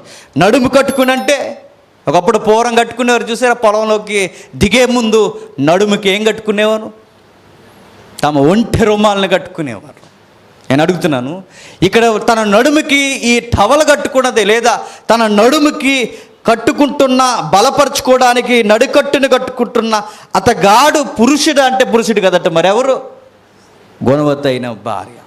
ఈమె చూడండి, ఆస్తి సమకూరుస్తుంది, పొలాలు కొంటుంది, భర్త ఏళ్ళ నమ్మకంగా ఉంటుంది, చీకటితోనే లేస్తుంది, పనివారికి ఏ పనులు చెప్పాలో మెయింటైన్ చేస్తుంది. ఇంకా అది చాలదన్నట్టు ఆమె పనిలోకి రణరంగంలోకి దిగినట్టుగా ఆమె నడుంకి కట్టుకొని చెప్పండి పని చేయడానికి చేతులు గలుపుతుందట. మరో మాట ఏంటి చెప్పనా? పని చేయడానికి ఆమె దిగుతుంది అంటే ఆమె ఎనర్జీ లెవెల్స్ ఏంటో మనకు అర్థం అవ్వాలి. ఈరోజు చాలామంది ఈ అప్డేట్ కోడలట స్లిమ్గా ఉండాలని తినడం మానేశారట. చూసారు ఎలాంటి స్లిమ్గా ఉండాలని తినడం మానేసి కళ్ళు తిరిగి గడిపోయి పలసరేటు పడిపోయి కోమలోకి వెళ్ళిపోయిన బ్యాచ్ చాలామంది ఉన్నారు ఈ మధ్య. మోడల్స్ ఉంటారు, మోడల్స్ చూసారా? సకానికి సగం మంది మోడల్స్లో ఎక్కువ మంది వాళ్ళకి ప్రాబ్లమ్స్ ఎందుకు వస్తాయో తెలుసా? చెప్పండి. సన్నగా ఉండాలని తినడం మానేస్తారు. అలాగే ఈరోజు కుటుంబాల్లో కూడా తినడం మానేసి మేము బాగా అందంగా కనబడాలని తినడం మానేస్తే నువ్వు అందంగా కనబడడం దేవుడెరుగా. ముందు మీ ఇంటి పనులు చేయడానికి కూడా నీ చేతిలో సహకరించు. ఈరోజు చేసేవాళ్ళు ఉన్నారండి, ఆకుండా ఉదయం నుంచి సాయంత్రం వరకు మీ ఇంటి పనులు మీరు ఒక్క తెలుపకుండా పని చక్కబెట్టగలిగే ఈరోజు బలవంతు అయిన ఆడపిల్లలు ఉన్నారు. నిజంగా నేను చెప్తున్నాను, మీరు పేకల దాకా తినేసి, మరలా నేను చెప్తున్నాను, పేకల దాకా తినేసి ఎంత వండుతుందో అంతకి న్యాయం చేసి మీరు పని చేయండి. మీ ఒంటికి కొవ్వు పట్టదో చెప్పండి, మీ లుక్కు ఏమైపోదు, మీ బాడీ ఎలా ఉండాలో అలా ఖచ్చితంగా ఉండే. 7th క్లాస్లో ఒక పాట ఉండేదండి, మరి ఎంతమంది గుర్తుందో? 7th క్లాస్లో ఒక పాట మీద చెప్పిన, ఆడవారికి తన శక్తి సామర్థ్యాలు ఎలా పెరుగుతాయంటే కొన్ని బ్రాకెట్లో బిట్లు ఇచ్చేవాడు. బట్టలు ఉతికినప్పుడు, రుబ్బినప్పుడు, ఇల్లు ఉడిచినప్పుడు, నీళ్ళు మోచినప్పుడు వాళ్ళ యొక్క కండరాలట బలంగా తయారవుతాయట. ఈరోజు బిట్లు ఏం చదువుకోవాలి చెప్పండి? ఈరోజు బిట్లు ఏమున్నాయి? ఆవిడ వాట్సాప్ తప్ప ఏమి ఓపెన్ చేయదు, అప్పుడప్పుడు ఫేస్బుక్ తప్ప ఏమి ఓపెన్ చేయదు. కూర వండాలనుకుంటే యూట్యూబ్ ఓపెన్ చేస్తుంది, నీళ్ళు ఎట్టాలనుకుంటే పై పెడుతుంది. ఏమీ కష్టపడదంటే ఈ తరం గుణవతి ఏమీ కష్టపడదు. మరి ఒంటికి రోగాలు వచ్చి బొంతకూళ్ళలో పెరగకపోతే మరి ఎలా పెరుగుతాయి? స్లిమ్గా అవ్వాలంటే ఎలా అవుతారు? స్లిమ్గా అంటే ఫుడ్ మానేయడం కాదు, మీ ఒళ్ళొంచి కష్టపడండి. మీ కండరాలు చెప్పండి ఎలా ఉండాలో అలా ఉంటాయి. డాక్టర్లు వెళ్తే డాక్టర్ దగ్గరికి వెళ్ళినప్పుడు ఈసారి చూడండి, డాక్టర్లు ఏం సలహా ఇస్తారో తెలుసా? బేబీ ఫామ్ అయినప్పుడు ప్రెగ్నెన్సీ టైంలో మీ కాళ్ళకు నీరు బట్టి మీ ఆకారం ఉబ్బినట్టు కనిపిస్తుందంటే మీది మంచి బాడీ కాదు, గుర్తుపెట్టుకోండి. మీ స్టమక్ మాత్రమే పెరిగి మీరు ఎలా ఉండే ముఖం, ఎలా ఉండే కండరాలు అలా ఉంటే మీరు మంచి బాడీతో ఉన్నట్టు గుర్తుపెట్టుకోండి. ఎవరు అలా ఉంటారు? ఎలాంటి దేహాలు అలా ఉంటాయంటే ఒళ్ళొంచి కష్టపడిన దేహాలు, చక్కటి పని చేసే దేహాలు, చక్కగా పనిచేసే దేహాలు. కనే టైంలో బిడ్డ బయటకు వచ్చే సమయంలో ఆ దేహం అనుకూలంగా ఉంటుందట. చేయాల్సిన పని చేయకుండా, కండరాలకి పని చెప్పకుండా, మనం ఏమాత్రం సుఖానికి అలవాటుపై మన పనులు కూడా మనం చేసుకోకపోతే, బట్టలు కూడా ఉతకకపోతే చివరికి మనం ఏమైపోతాం చెప్పమా? సుఖభోగులం అయిపోతాం. గుణవతి ఎలా ఉంటుందంటే తన ఇంటి పనులే కాదు, పొలం పనులు కూడా చేయడానికి ఆమె రెడీ అట. ఈరోజు మాటలని ఈ తరం 2021 కోడలందరినీ కొడవలు ఇచ్చి కోతకు పంపించేయాలండి. నిజంగానే మాట వినకుండా ఏమి చేయకుండా ఒక 10 రోజులు కోతకు పంపించేయాలి. కోత అంటే తెలుసా? వరి చేను కొయ్యడానికి. వరి చేనుకి వెళ్తే సాయంత్రం వచ్చేసరికి వీళ్ళ మొఖాలు ఎలా ఉంటాయి తెలుసా? మొత్తం నిప్పుల్లోంచి పడిన కోతిలాగా అయిపోయి అలా బయటకు వస్తుంటారు. నిజం, బైబిల్ చెప్తుంది. కష్టపడండి. వాషింగ్ మిషన్లు ఉన్నాయా? ఉండేయండి. అది చెప్పాల్సిన పని చేయండి. మీరు కష్టపడవలసినవి కష్టపడండి. కొన్ని పనులు ఉంటాయండి మన చేతులతో చేయాల్సినవి, అవి కూడా మనం ఎలక్ట్రికల్గా మనం ఆధారపడ్డామంటే గుర్తుపెట్టుకోండి, మీ దేహాన్ని స్థూల దేహంగా మార్చేస్తారు. గుణవతి చెప్తుంది మనకి పాఠాలు. ఆమె నడికట్టు చేత నడుము బలపరుచుకొని చేతులతో బలముగా పని చేయను. బలముగా పని చేయాలంటే ఏం చేయాలి చెప్పండి? బలముగా పని చేయాలంటే ఏం చేయాలి? బలంగా తినాలి. బలమైన పనులు చేయాలంటే బలముగా తినాలి. బలముగా తిన్నవారు బలమైన పనులు చేయగలరు. బలమైన పనులు చేసిన వారు ఆకారాలు ఎలా ఉంటాయి చెప్పండి? షాకులా ఉంటారు వాళ్ళు. మళ్ళీ నేను ఒక సీక్రెట్ చెప్తుంది గుణవతి, మనకు ఒక సీక్రెట్ చెప్తుంది. బాగా తినండి, బాగా పని చేయండి. గుణవతి లక్షణం ఇది. ఈరోజు కోడళ్ళు బాగా తింటారు చెప్పండి, బాగా పని చేయరు. బాగా తిని బాగా పని చేయకపోతే ఏమవుతుంది? ఫోటో పెద్ద అయిపోద్ది అటు ఇటు ఇలాగా. పెళ్ళిలో ఉన్న ఆవిడ ఈవిడేనంటే అప్పుడు అలా ఉండేది ఆవిడ, ఇప్పుడు ఇలా అయింది ఆవిడ.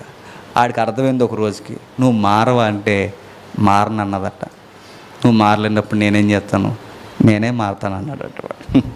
కాబట్టి గుర్తుపెట్టుకోండి, మీ ఆకారాలు బాగుండాలి అంటే కష్టపడాలి. 18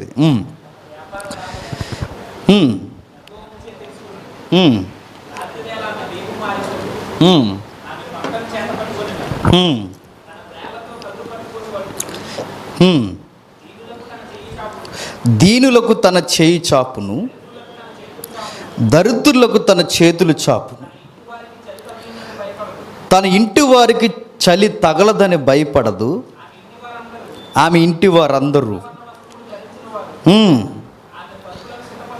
ఆమె పరుపులను సిద్ధపరచుకోండి. బాగుంది చూడండి ఒక మాట 18 తన వ్యాపార లాభము అనుభవము చేత తెలుసుకొనును. రాత్రి వేళ ఆమె దీపము ఆరిపోదు. నేను ఒక మాట్లాడుతున్నాను, రాత్రి వేళ ఆమె దీపం ఆరిపోవట్లేదంటే అర్థం ఏంటి? అప్పుడు మర్చిపోయిందని కాదు. ఇప్పుడంటే మనకి ఇవి ఉన్నాయి. ఒకప్పుడు దీపాలు ఏంటో తెలుసా? ఆయిల్ వేసి వెలిగించేవారు.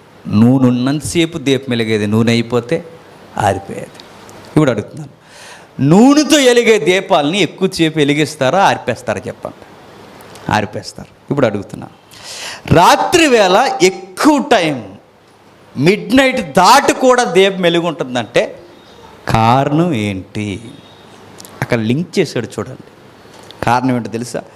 తన వ్యాపార లాభము అనుభవం చేత తెలుసుకొనును, రాత్రి వేళ దీపము ఆరిపోదు. అంటే ఆ మాటకు అర్థం ఏంటో చెప్పిన, ఆమె నైట్ టైం కూడా చెప్పండి పని చేస్తూ ఉంటుందట. ఇంట్లో ఆమె రాత్రి వేళ కూడా దీపం ఆరపకుండా ఏం చేస్తుందంటే పని చేస్తూ ఉంటుందట. ఎన్ని గుణవత లక్షణాలు చూడండి. భర్తకి నమ్మకం ఉంటుందట, తన ఆస్తికి నష్టం కలగదట, తాను బ్రతుకు దినములన్నీ ఆమె మేలే చేస్తుందట, తన పొరుగు వారిని పనివారిని కూడా ఆమె మెయింటైన్ చేస్తుందట, తన చేతులతో కష్టపడుతుందట, ఎర్లీ మార్నింగ్ లేస్తుందట, మిడ్నైట్ వరకు చెప్పండి కష్టపడుతూనే ఉంటుందట. ఒక ఆమెను మనం గుణవతి అనాలి అంటే ఈ అధ్యాయం చెప్తుంది, ఇన్ని క్వాలిటీస్ ఉంటే ఆమెని ఖచ్చితంగా గుణవతి అనంటే. మరొక మాట అంటున్నాడు, ఆమె పంటను చేత పట్టుకొనును, తన ఏళ్లతో కదురు పట్టుకొని వణుకును. ఆమె పంటను చేత పట్టుకుందంటే పంటను చేత పట్టుకొనును, తన వేళ్లతో కుదురు పట్టుకొను, దీనులకు తన చెయ్యి చాపును, దరిద్రులకు తన చేతులు చాపును. అంటే దాని అర్థం ఏంటి చెప్పండి? ఆమె పట్టుకున్నది కానీ, ఆమె చెయ్యాలనుకున్నది కానీ, ఆమె చేసే కార్యాల్లో కానీ ఆమె చాలా టెన్షన్తో ఉంటుందట. ఇన్ని మెయింటైన్ చేస్తూనే దీనులకు తన చెయ్యి చాపును, దరిద్రులకు తన చేతులు చాపును. అంటే దాని అర్థం ఏంటి చెప్పిన, దాయడమే కాదు దానం కూడా ఈమెకి బాగా. చాలామంది చూడండి, దాస్తే పెట్టరు, పెడితే దాయరు. ఈమెకి రెండు తెలుసట, దాయడము తెలుసు, చెప్పండి, పెట్టడము తెలుసట. ఎవరైనా దీనులు కనబడితే ఆ దీనులకి తాను వండుకొని తింటున్నది కూడా పెట్టేస్తుందట. ఆమె గుణవతి అనడానికి మరొక చక్కటి లక్షణాలు ఏంటంటే, ఆమె దగ్గరికి ఎవరైనా దరిద్రతలో వస్తే తన రెండు చేతులు చాపి వాళ్ళకి పెట్టాల్సినంత సహాయాన్ని పెడతాదట. ఇప్పుడు నేను అడుగుతున్నాను, దీనులకు దరిద్రులకు ఈమె సహాయం చేయగలుగుతుందంటే ఈమె ఎంత దాసి ఉంటుందో ఒకసారి మీరు ఆలోచించండి.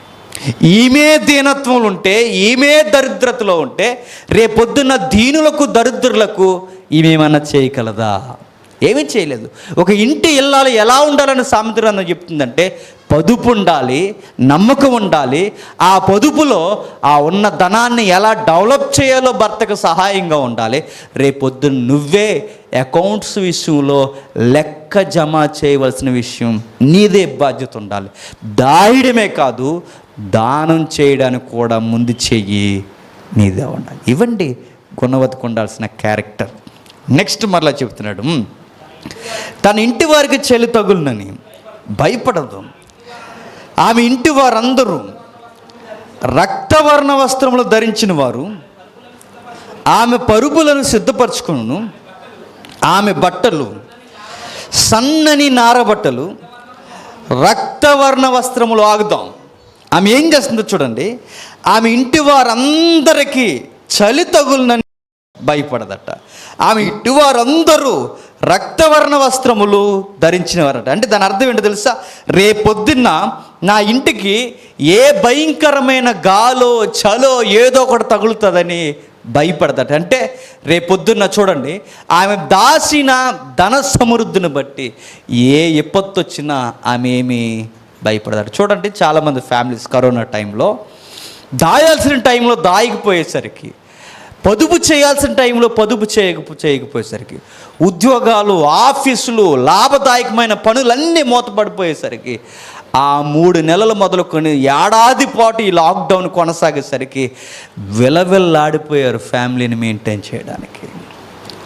ఎలా తినాలి, ఎలా బతకాలి, ఎలా వండాలి కష్టపడిపోయి. నేను అంటున్నాను, ఇలాంటి గుణవతులకి కరోనాలు కాదు, ఇంకా ఎలాంటివి ఎన్నొచ్చినా తన ఇంటి వారికి జరగబోయే నష్టాన్ని కాదు కదా, చలి తగిలినా నా కుటుంబానికి ఏమవుదని చెప్పండి ధైర్యంగా ఉంటుంది. ఎందుకంటే ఆమె ప్రతి దాన్ని ఎదుర్కోవడానికి చెప్పండి రెడీ చేసేసిందట. ఓ 10 రోజులు ఏమన్నా నష్టం వస్తే డోంట్ వరీ, లోకానికి కరువు వస్తే ఏం పర్లేదు, కరువు వచ్చిన మన దగ్గర నిల్వలు అలానే ఉన్నాయి అంటదట. అది కాదు, ఏ బట్ట విషయంలోనో తిండి విషయంలోనో ఏదైనా ప్రాబ్లం వస్తే ఏంటి మన పరిస్థితి అని ఒకవేళ ఎవరైనా అడిగితే ఏమంటదట, మాకు అలాంటి ప్రాబ్లమ్స్ రానివ్వను అంటదట. ఎంత ముందస్తు చూపు చూడండి.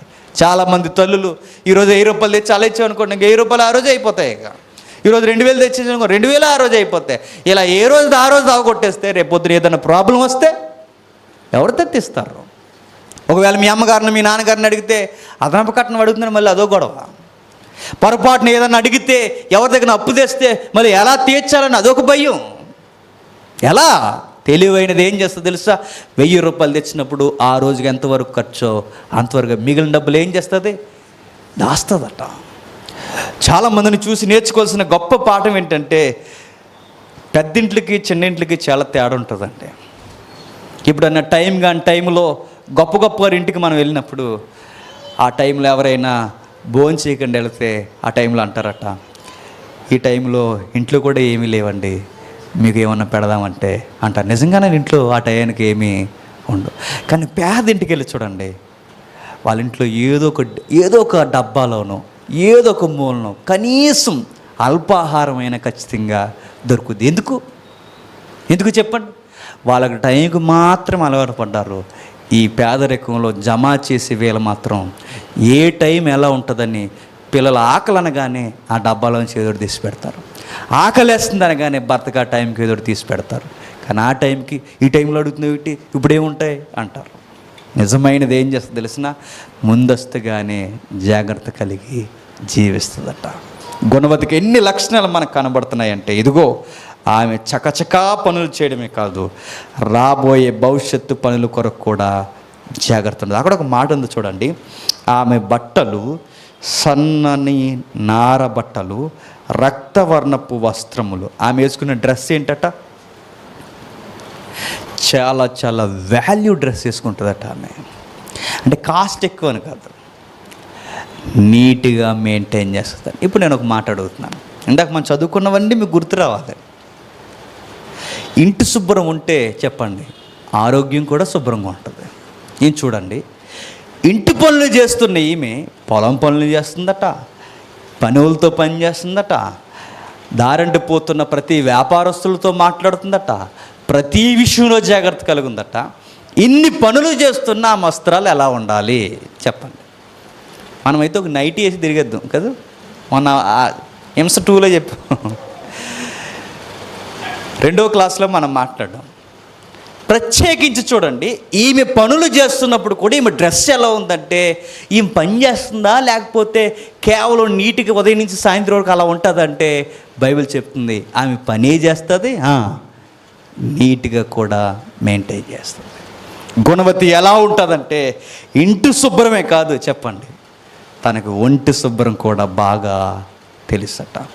తన బట్టలు వేసుకునే పరిస్థితిని కూడా బైబిల్లో స్పష్టంగా రాస్తున్నాడంటే ఆమె ఎంత చక్కగా మెయింటైన్ చేస్తుందో బైబిల్ చెప్తుంది చూడండి. ఇప్పుడు మనకు కావాల్సిన మాట వస్తుంది. ఆమె పెనిమిటి దేశపు పెద్దలతో కూడా కూర్చునును, గవిని యొద్ద పేరుగొనిన వాడయుండును. ఆగుదాం, ఏంటంటే అక్కడ మాట, ఆమె పెనిమిటి దేశపు పెద్దలతో కూడా కూర్చుండును, గవిని యొద్ద పేరు పొందిన వాడై ఒక మాట అంటున్నాను. ఇందాక ఒక క్వశ్చన్ రావాలి మీకు చదువుతున్నప్పుడు. ఇంటి పనులు ఆమె చేసి, దూరానికి వెళ్ళి ఆహారం ఈమె తెచ్చి, తన బట్టలు ఆమె ఉతికి, బట్టలు ఆమె కుట్టి, ఆహారము ఆమె చక్కబెట్టి, పనివాళ్ళకి కూడా జీతాలు ఈమె ఇచ్చి, చివరికి రాత్రి వరకు వ్యాపార లెక్కలు కూడా ఈమె జమ చేస్తుంటే ఆ ఇంటి యజమాని ఏం చేస్తున్నాడు? మంచం దిక్కుండా కూర్చున్నాడా? అన్ని పనులు ఈమె చక్కబడుతుంటే ఇతగాడు చేత కాకుండా ఎక్కడన్నా ఉన్నాడా? లేడట. మరి ఎక్కడున్నాడు? దేశపు పెద్దలతో డిస్కషన్లో ఉన్నాడట. ఎంత బాగుందో చూడండి అన్నమాట.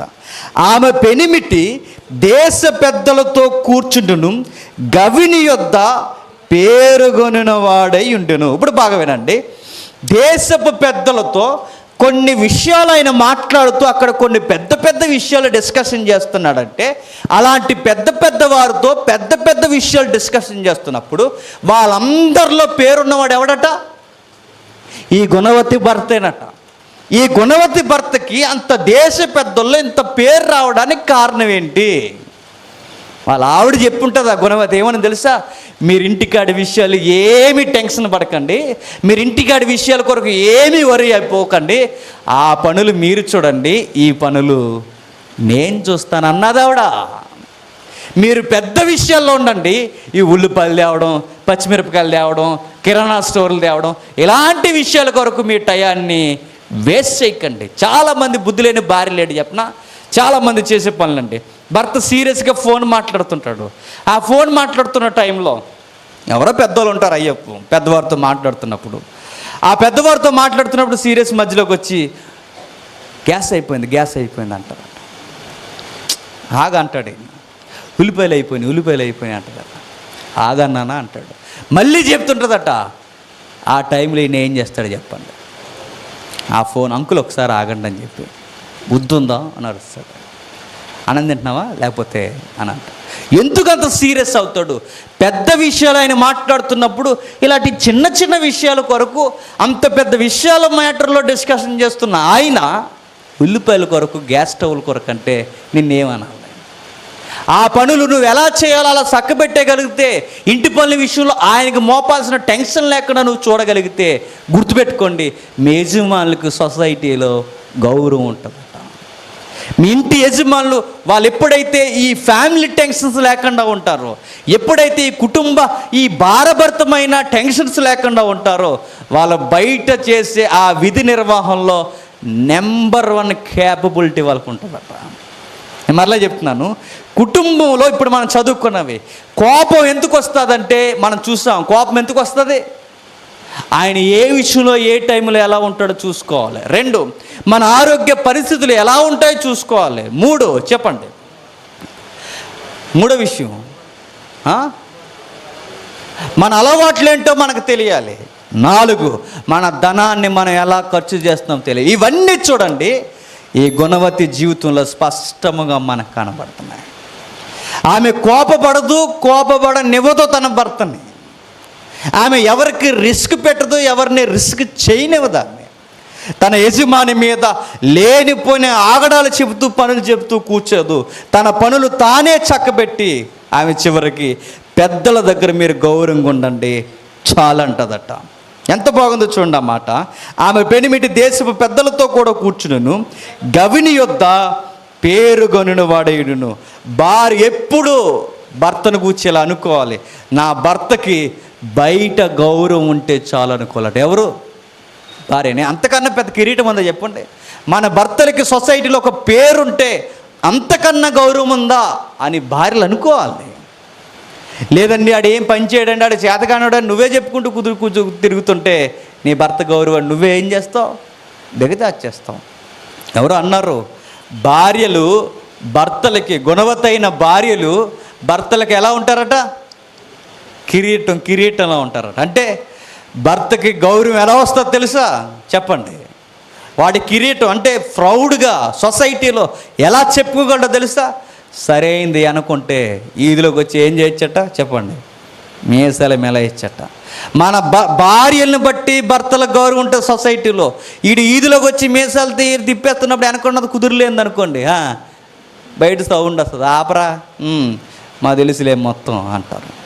మనం నేర్చుకోవాల్సింది ఏంటి చెప్పిన? భర్తలకు భార్యలను బట్టి గౌరవం, భార్యల యొక్క మెయింటెనెన్స్ బట్టి భర్తల యొక్క విధి నిర్వహణ ఆధారపడి ఉంటుంది. ఇంకా కిందకి చెప్తున్నాడు, ముగించుకుందాం.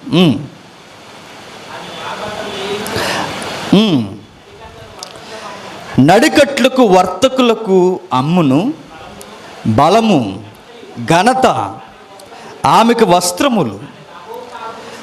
ఆమె రాబోవు కాల విషయమై నిర్భయముగా ఉండు. ఇందాక చెప్పిన మాట నేను చెప్తున్నాను, రేపొద్దున ఏ విపత్తు వస్తుందో, ఏ రోగం వస్తుందో, ఏ పరిస్థితి వస్తుందో అని ఏమీ బెంగ పెట్టుకోదట.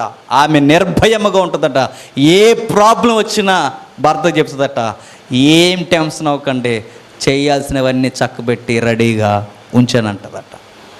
గుణవతికి ఇన్ని లక్షణాలు ఉండాలట, ఇన్ని మ్యాచ్ అవ్వాలట. ప్రతి విషయంలో ఆమె ఎంత తెలివిగా వ్యవహరిస్తుందంటే బలము ఘనత ఆమెకు వస్త్రములట. బలము ఘనత అంటే ఇందాక చెప్పానుగా, బలము ఘనత అంటే ఎప్పుడు ఏడుపు మొహం ఏం తిరుగుతుందని కాదు, ఎప్పుడు ఏదో ఒకటి రోగం అండి, ఏదో ఒక బాధ అండి, తిందండి, ఇది కాదు. ఆమె ఎనర్జీగా ఉంటుందట, చకచకా పనులు చక్కబెడుతుందట. ఆమెను చూస్తే చెంగుమని లేడు తిరుగున్నట్టు ఇంట్లో తిరుగుతుంటుందట. గుణవతి అంటే చూడండి, ఈ మధ్యకాలంలో ఎక్కువ మంది తిండి తినడం మానే వాళ్ళు ఎన్ని ట్రబుల్స్ వస్తాయండి. ఆడపిల్లలకి చాలా ట్రబుల్స్ వస్తాయి. మీరు టయానికి తిండి తినకపోతే ఇప్పుడు ఏమవుదు, రేపొద్దున పెళ్ళి అయిన తర్వాత పాపనో బావునో కానీ టైంలో తెలుస్తుంది మీరు తిండి తినక పీకల మీదకి మీ ప్రాణాలు ఎలా తెచ్చుకున్నారో, ఎంత కష్టం తెచ్చుకున్నారో. తినాల్సిన టైంలో తినాలి, కష్టపడాల్సిన టైంలో కష్టపడాలి, చేయాల్సిన పనులు చేయాలి. సరిగ్గా మీరుండి మీ పనులు మీరు చక్కబెట్టుకుంటూ రేపొద్దున అన్నీ ఎరిగిన దానిగా తెలివిగా నువ్వు వ్యవహరిస్తే నీ భర్తకి సొసైటీలో గౌరవం తెస్తావట. అతగాడు ఫ్యామిలీ టెన్షన్లో నిమగ్నం అయిపోకుండా దేశపు పెద్దల యొద్ద గవుని యొద్ద కూర్చొని పేరుగాంచిన వాడై ఉంటాడట. బలము ఘనత ఈమెకు వస్త్రములైతే ఈ బలము ఘనత కలిగిన గుణవతి ఆయనకు కిరీటముగా ఉంటుందట. ఆమె ఏ విషయంలో టెన్షన్ అవ్వదట, ఆ టెన్షను తన భర్తకు కూడా కలగనివ్వదట. మరో మాట అంటున్నాడు చూడండి, జ్ఞానము కలిగి తన నోరు తెరుచును, కృపగల ఉపదేశము ఆమె బోధించును, తన ఇంటి వారి నడతలను బాగుగా కనిపెట్టిన. ఏమంటాను చూడండి, జ్ఞానము కలిగి తన నోరు తెరుచును, కృపగల ఉపదేశము ఆమె బోధించును. ఆమె పనుల్లోనే దిట్ట కదట, చెప్పండి, మాటల్లో కూడా దిట్టట. ఆమె ఒక ఐడియా ఇచ్చిందంటే అలా సెట్ అయిపోద్దట అంతే. ఇక ఆమె అనుభవంలోంచి ఒక ఐడియాలజీ ఆమె వ్యక్తీకరించిందంటే మరలా ప్రాబ్లం లేకుండా సెట్ చేసేస్తుందట. ఎంత బాగుందో చూడండి. ఆమె జ్ఞానము కలిగి నోరు తెరుచును, కృపగల ఉపదేశము ఆమె బోధించును. జ్ఞానము కలిగి, చాలామంది చేసే మాటలేంటి చెప్పిన, జ్ఞానయుక్తంగా ప్రవర్తించడానికి బదులు ఇరుగు పొరుగు వారి దగ్గరికి వెళ్ళి ఆ ఇంటికి ఈ ఇంటికి వెళ్ళి లేనిపోని సోదు కబుర్లు అని చెప్తారు. ఆ సోదు కబుర్ల వల్ల ఏమవుతుంది చెప్పండి? ఆ కబుర్లు చెప్పడం వల్ల ఏమవుతుంది చెప్పండి? మీ ఆవిడ మా ఇంటికి వచ్చి ఇలా అందంటే నాడు అంటాడు ఎవడు? మా ఆవిడకి నాకు ఎన్నో గొడవలు ఉంటాయండి, మీ ఆవిడ మా ఇంటికి వచ్చి ఏంటండి ఇలాంటి పొలాన్ని పెడతా కూర్చుంటుందండి అని ఆవిడ గొడవకు వస్తాడు. అప్పుడు మీ ఆయన లోనికి వస్తాడు, ఏంటి ఆ ఇంటికి వెళ్ళావంట అని అడుగుతాడు. వెళ్ళానండి. వెళ్ళిందని వెళ్ళకుండా కుదురునకుండా ఏవో కబుర్లు చెప్పావంట అంటే ఉపదేశం చెప్పానంటావు, అప్పుడు జ్ఞానం గల మాటలు చెప్పానంటావు, అప్పుడు లోనకు రా నీకు జ్ఞానం చెప్తానంటాడు. ఎవరు? మీ ఆయన. ఎలా ఉండాలి తెలుసా?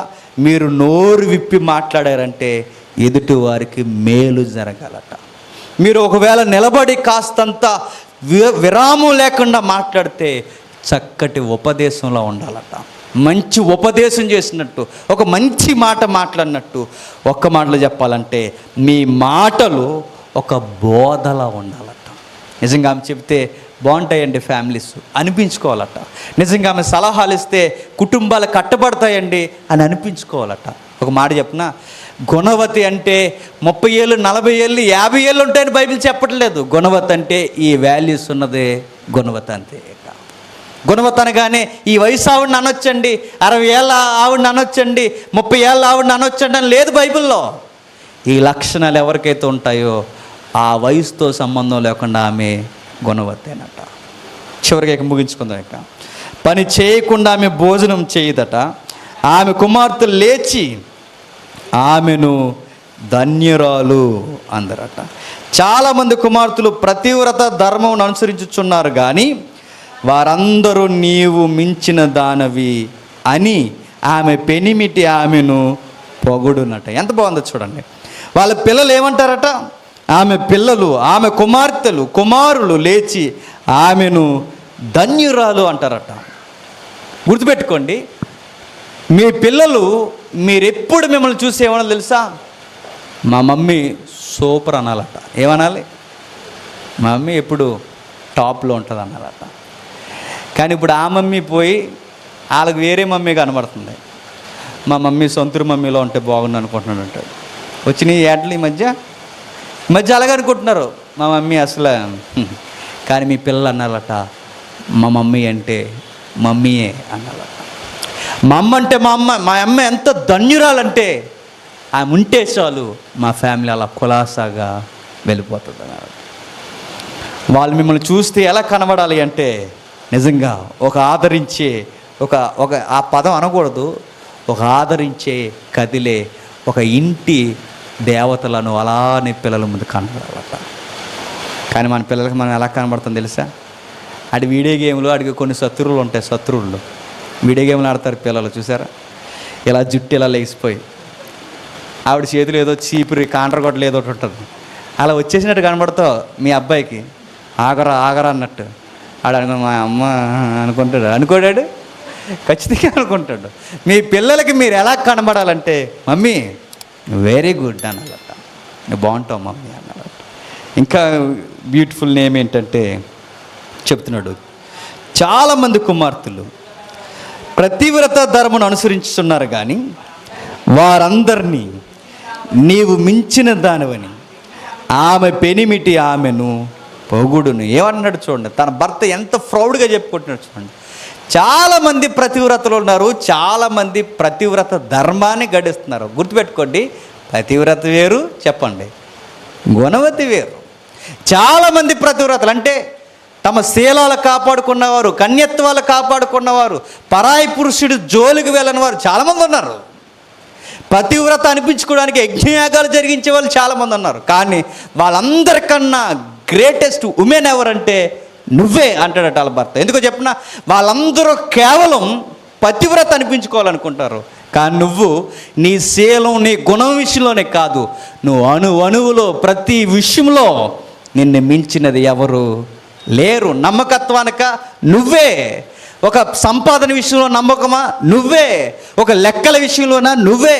ఏ విషయంలో అయినా నువ్వు అందరికన్నా గొప్పదానివి. నిన్ను మించిన దాన్ని నేను ఎవరిని చూడలేదు. నేను నిజంగా చెప్తున్నా అండి, ఒక భార్య గురించి కరెక్ట్ సర్టిఫికేట్ భర్త మాత్రమే ఇవ్వగలరు, ఇంకెవడైనా ఇవ్వగలరు చెప్పండి. మా ఆవిడ ఎలాంటిది ఎవరు చెప్పగలరు? నేనే చెప్పగలను. మా ఆయన ఎలాంటివాడని ఎవరు చెప్పగలరు? ఆమె చెప్పగలదు. మన పార్ట్నర్స్ కోసం మనం తప్ప ఇంకెవరు సరిగ్గా చెప్పలేరు. అందుకే ఆయన చెప్తున్నాడు, ప్రౌడ్గా చెప్పుకుంటున్నాడు, అమ్మ నేను చాలామంది శీలవతుల్ని, పతివ్రతల్ని నేను చూశాను, కానీ వాళ్ళందరికన్నా గొప్పదని ఎవరు అంటే పని తెలిసిన మనిషివి, పని ఎరిగిన మనిషివి, అన్నిటిలో ప్రతి దాని విషయంలో అనుభవం కలిగిన వ్యక్తివి. నువ్వు అందరికన్నా గుణవతివి అంటాడు. అందరికన్నా నువ్వే గొప్పదానివని తన భార్యని ఆయన పెనిమిటి చెప్పండి పొగుడుతాడట. ఒక మాట చెప్పిన, అలా పొగుడుతాడని ఇవన్నీ చేయట్లేదు ఎవరు? నీవే. చాలామందికి ఇదో జాడ్యం ఉంటుంది. ఆ జాడ్యం ఏంటి చెప్పిన, నెక్స్ట్ మళ్ళీ MC4 ఉంది మనకి, అందులో చూద్దాం, ముగించుకుందాం. నాకు నైట్ డ్యూటీ ఉంది. ఏం చెప్తారంటే చాలామంది పనులు చేసినప్పుడు ఆ పనులు మనం మెచ్చుకోవాలన్నమాట. మెచ్చుకోపోయినా గొడవే. ఆ టైంలో అంతంతా కష్టపడిపోయి అలా కూర్చుని ఎలా ఉంది అని అడిగినప్పుడు బాగుంది అలా అది ఎక్స్పెక్ట్ చేయరట. నువ్వే చేసావా ఇదంతా అనాలట. ఒక ఆయన గొడవ వచ్చింది ఈ మధ్యకాలంలో. ఆ గొడవ ఏంటి చెప్పిన, ఆటో దిగి నడిచి వచ్చేసింది ఇంటికి. ఆయన ఫోన్ చేసినప్పుడు నడిచి ఇంటికి వచ్చేసిన తర్వాత ఆయనకి చెప్తుంది ఆమె, నేను నడిచి వచ్చాను తెలుసా అన్నదట. అప్పుడు ఆడేం రెస్పాండ్ అవ్వాలి? అయ్యో ఫోన్ చేయకపోయే వద్దును, సరిగా రెస్పాండ్ అవ్వలేకపోయిన వద్దనంటే కోపం నుంచి కూర్చుందట. వీడికి ఏం అర్థమవుతలేదు. అదే ఫోన్ చేయడం తప్ప అని అడిగాడట. అలా రెస్పాండ్ అవ్వకూడదాడు. ఆడు ఎలా రెస్పాండ్ అవ్వాలి చెప్పనా? 3 కిలోమీటర్లు నడిచి వచ్చావా, అంత దూరం నుంచి వచ్చావా, నువ్వే నడిచి వచ్చావా అనగానే మరి ఏమనుకున్నారు ఆ టైంలో? మరి ఫోన్ చేయకపోయావు, ఇంత కష్టపడి నడిచి వచ్చావంటే పర్లేదండి మీకు ఏ పనులు ఉంటాయి, అప్పుడు కూల్ అవుద్ది అనమాట. ఇలా పొగిడించుకునే బ్యాచ్ ఉంటారు చాలామంది. ఆ మంతికి చేయట్లేదు ఎవరు? ఆ మంతికి చేయట్లేదు. ఆయన పొగిడినా పొగడకపోయినా, ఇంట్లో ఉన్నా ఉండకపోయినా, అక్కడ పెద్దల్లో కూర్చున్నా కూర్చోకపోయినా, ఆయన ఇంటికి దూరంగా ఉన్నా ఉండకపోయినా, తన ఇల్లుని ఎలా మెయింటైన్ చేయాలో ఆ గుణవతికి బాగా తెలుసట. శుభ్రము తెలుసట, ఆరోగ్యము తెలుసట, ధనాన్ని ఎలా మెయింటైన్ చేయాలో తెలుసట, కోపతాపాలు రేకుండా ఉండాలి అంటే తన భర్తని ఎలా మెప్పించాలో ఆమెకు బాగా తెలుసట, కోపం కాకుండా ఎలా సంతోషంగా ఉంచాలో తెలుసట, ఏం మాట్లాడాలో తెలుసట, ఆరోగ్యాన్ని ఎలా కాపాడాలో తెలుసట, తన బడ్జెట్ని ఎలా లెక్కలేయాలో తెలుసట. ఒక్క మాటలో చెప్పాలంటే ఆమె గుణవతి కనుక ఆమెకు మాత్రమే ఇవన్నీ బాగా తెలుసట. ఇప్పుడు నేను అడుగుతున్నాను, ఇన్ని పనులు ఎవరైనా చేయగలరా? ఇన్ని క్వాలిటీస్ ఈ 2021 అయినా ఎప్పుడైనా మీరు ఏ సెంచరీ అయినా తీసుకోండి, ఇన్ని పనులు ఎవరైనా చేయగలరా? ఎవరైనా చేయగలరా? ఎవరు చేయలేరు. కానీ ఒకరు మాత్రం చేస్తారు. ఆ ఒకరు ఎవరో తెలుసా? గుణవతి. అంతే. ఇన్ని పనులు, ఇన్ని క్వాలిటీస్ ఎవరికి ఉండవు. మరి ఎవరికి ఉంటాయంటే అందరికి ఉండవు. ఎవరికి ఉంటాయి? గుణవతికి మాత్రమే ఉంటాయి. గుణవతి మాత్రమే ఇవన్నీ చేయగలదు. తన కుటుంబాన్ని ఈ సమపాలుల్లో నడిపించగలదు. ఇక చివరికి ముగించేసుకుందాం. అందము మోసకరము, సౌందర్యము వ్యర్థము, యెహోవా యందు భయభక్తులు కలిగిన స్త్రీ కొనియాడబడిన. లింక్ ఇచ్చేసాడు చూడండి. ఈమెకి ఇన్ని ఎథిక్స్, ఇన్ని క్వాలిటీస్, లేకపోతే ఇన్ని గుణగణాలు ఈమెకి రావడానికి కారణం ఏంటి? యెహోవా యందు భయభక్తులు ఉన్నాయి కనుకే ఈమెకి ఇన్ని క్వాలిటీస్ వచ్చాయట. ఈ క్వాలిటీస్ అన్నీ రావాలి అంటే ప్రతి ఇంటి ఇల్లాలికి ఎవరంటే భయభక్తులు ఉండాలి చెప్పండి. బైబిల్ దేవుడు యెహోవా అంటే భయభక్తులు ఉండాలి. ఆ దేవుని భయభక్తులు ఉంటే ఇంటి ఇల్లాలు ఇలా ఉంటారంటే బైబిల్ చెప్తుంది స్పష్టంగా, ఎస్ అలానే ఉంటారు. నేను మర్చిపోయిన ఒక న్యూస్ వచ్చిందండి. సంసార జీవితాల్లో ఎక్కువ మంది చచ్చిపోతున్నారు. సంసార జీవితాల్లో ఎక్కువ మంది చనిపోకుండా స్ట్రాంగ్ ఉండే స్త్రీలు ఎవరైనా ఒక సర్వే చేస్తే ఆ సమస్యలను తట్టుకొని బతికే సర్వేలో ఒకే ఒక్క స్త్రీలు ఎవరంటే చర్చికి వెళ్ళే స్త్రీలని సర్వేలో తేల్చేశారు. చాలా కాలం క్రితం వచ్చిన న్యూస్ ఎంతమంది చూసారు? అయితే ఎక్కువ మంది ఆత్మహత్యలు చేసుకోకుండా స్ట్రాంగ్ ఉండే స్త్రీలు ఎవరని సర్వే మొదలు పెడతారు. సర్వేలో వచ్చిన ఆన్సర్ ఏంటి చెప్పిన, చర్చికి వెళ్ళే స్త్రీలు ఆత్మహత్యలు తక్కువ చేసుకుంటున్నారంట. చేసుకోరంట వాళ్ళు చర్చికి వెళ్ళినప్పుడు ఏమి నేర్చుకుంటారంటే జీవితం అంటే ఏంటో తెలుసు వాళ్ళకి, జీవిత భాగస్వామి అంటే ఏంటో తెలుసు వాళ్ళకి, ఎలా ప్రేమించాలి, ఎలా తగ్గించుకోవాలి, ఎలా ఒకరినొకరిని అర్థం చేసుకోవాలి, ఇవన్నీ యెహోవా దేవుడిని బట్టి వాళ్ళకి బాగుగా తెలుస్తాయట. అందుకే మా ఫ్రెండ్స్లో చాలామంది అండేవారండి, మా ర్యాపిడ్ ఫోర్స్లో చేస్తున్నప్పుడు, నువ్వెవరిని చేసుకుంటున్నావురా అని అడిగితే వాడు అనేవాడు, ప్రౌడ్గా చెప్పుకునేవాడు, నేను క్రిస్టియన్ అమ్మాయిని చేసుకుంటున్నాను రా అని. ఏంట్రా అంత ప్రౌడ్గా చెప్తున్నాను అడిగాను నేను. క్రిస్టియన్ అమ్మాయి అంటే ఎథిక్స్ వేర్రా అని. నిజానికి వాడు హిందూ. అంత ప్రౌడ్గా ఎలా చెప్పుకుంటున్నారా? మరి మీ ఫ్యామిలీ ఒప్పుకోరంటే మా ఫ్యామిలీ ఒప్పుకున్నదే క్రిస్టియన్ అమ్మాయి అంటున్నాడు వాడు. ఎందుకు అలా చెప్తున్నారంటే క్రిస్టియన్ ఒక చర్చికి వెళ్ళే అమ్మాయికి మాట తీరు తెలుస్తుంది, పద్ధతి తెలుస్తుంది, భర్తను అర్థం చేసుకోవడం తెలుస్తుంది. ఒక్క మాటలో చెప్పాలంటే ఆమెకి గుణగణాలతో నిండిన స్త్రీ గనక సంసారాన్ని సరిగ్గా నడిపించగలదని ఒక అమ్మాయికి బాగా తెలుస్తుందని నమ్మకం బయట వాళ్ళకి కూడా. అందుకే చెప్తున్నాడు, యెహోవా యందు భయభక్తులు కలిగిన స్త్రీ కొనియాడబడును, లేకపోతే అందము చేతే పొగిడించుకోవాలనుకుంటే అందం ఒక రోజు ఏం చేస్తుందట? మోసం చేస్తుందట. సౌందర్యం ఒక రోజుకి ఏమవుతుందట? వ్యర్థమైపోద్దట. అందుకే సామెతలు 11వ అధ్యాయంలో అంటాడు, అందంగా ఉండి ఏ పనులు చేయకుండా దేనికి ఉపయోగపడకుండా ఉంటే అందంగా ఉన్న స్త్రీ ఎలాంటిదని పోల్చాడో తెలుసా?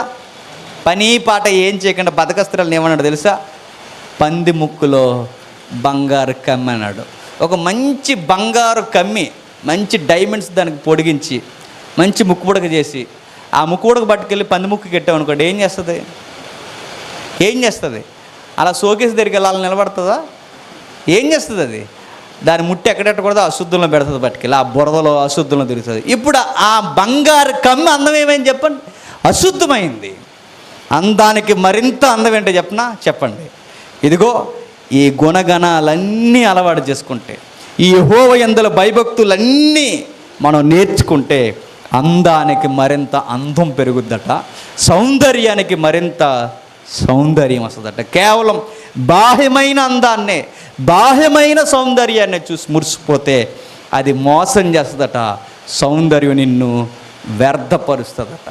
చివరికి చెప్తున్నాడు చూడండి, చేసిన పనిని బట్టి అట్టి దానికి ప్రతిఫలమియ్యదగును గౌనుల యొద్ద ఆమె పనులు ఆమెను కొనియాడని. ఎంత బాగుందో చూడండి. ఆమె వెళుతుంటే, ఆమె వస్తుంటే గౌనుల యొద్ద అంటే ఈది కార్యక్రమాల్లో ఆ ఊరి రచ్చబండల దగ్గర మెయిన్ పాయింట్స్ దగ్గర ఆవిడ కోసం మాట్లాడుకుంటారట, ఆవిడ కోసం డిస్కషన్. ఏదైనా గొడవ అవుతుందనుకోండి అంటారట, ఆవిడని చూసి నేర్చుకో అని చెప్తారట.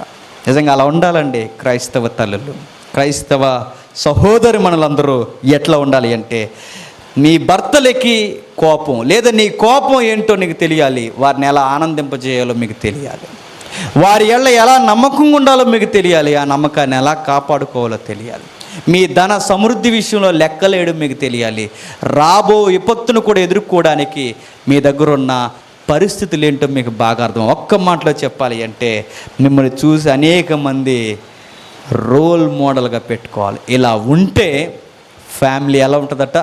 నిత్యము ఆనందంగా గడుపుతుందట. తన భర్త ఎప్పుడు తను ఏం చేస్తాడంటే మంచిగా చెప్పండి పొగుడుతాయి. పొగిడితే గొడవలు ఉంటాయండి? ఆడవాళ్ళకున్న బలహీనత ఏంటి చెప్పండి?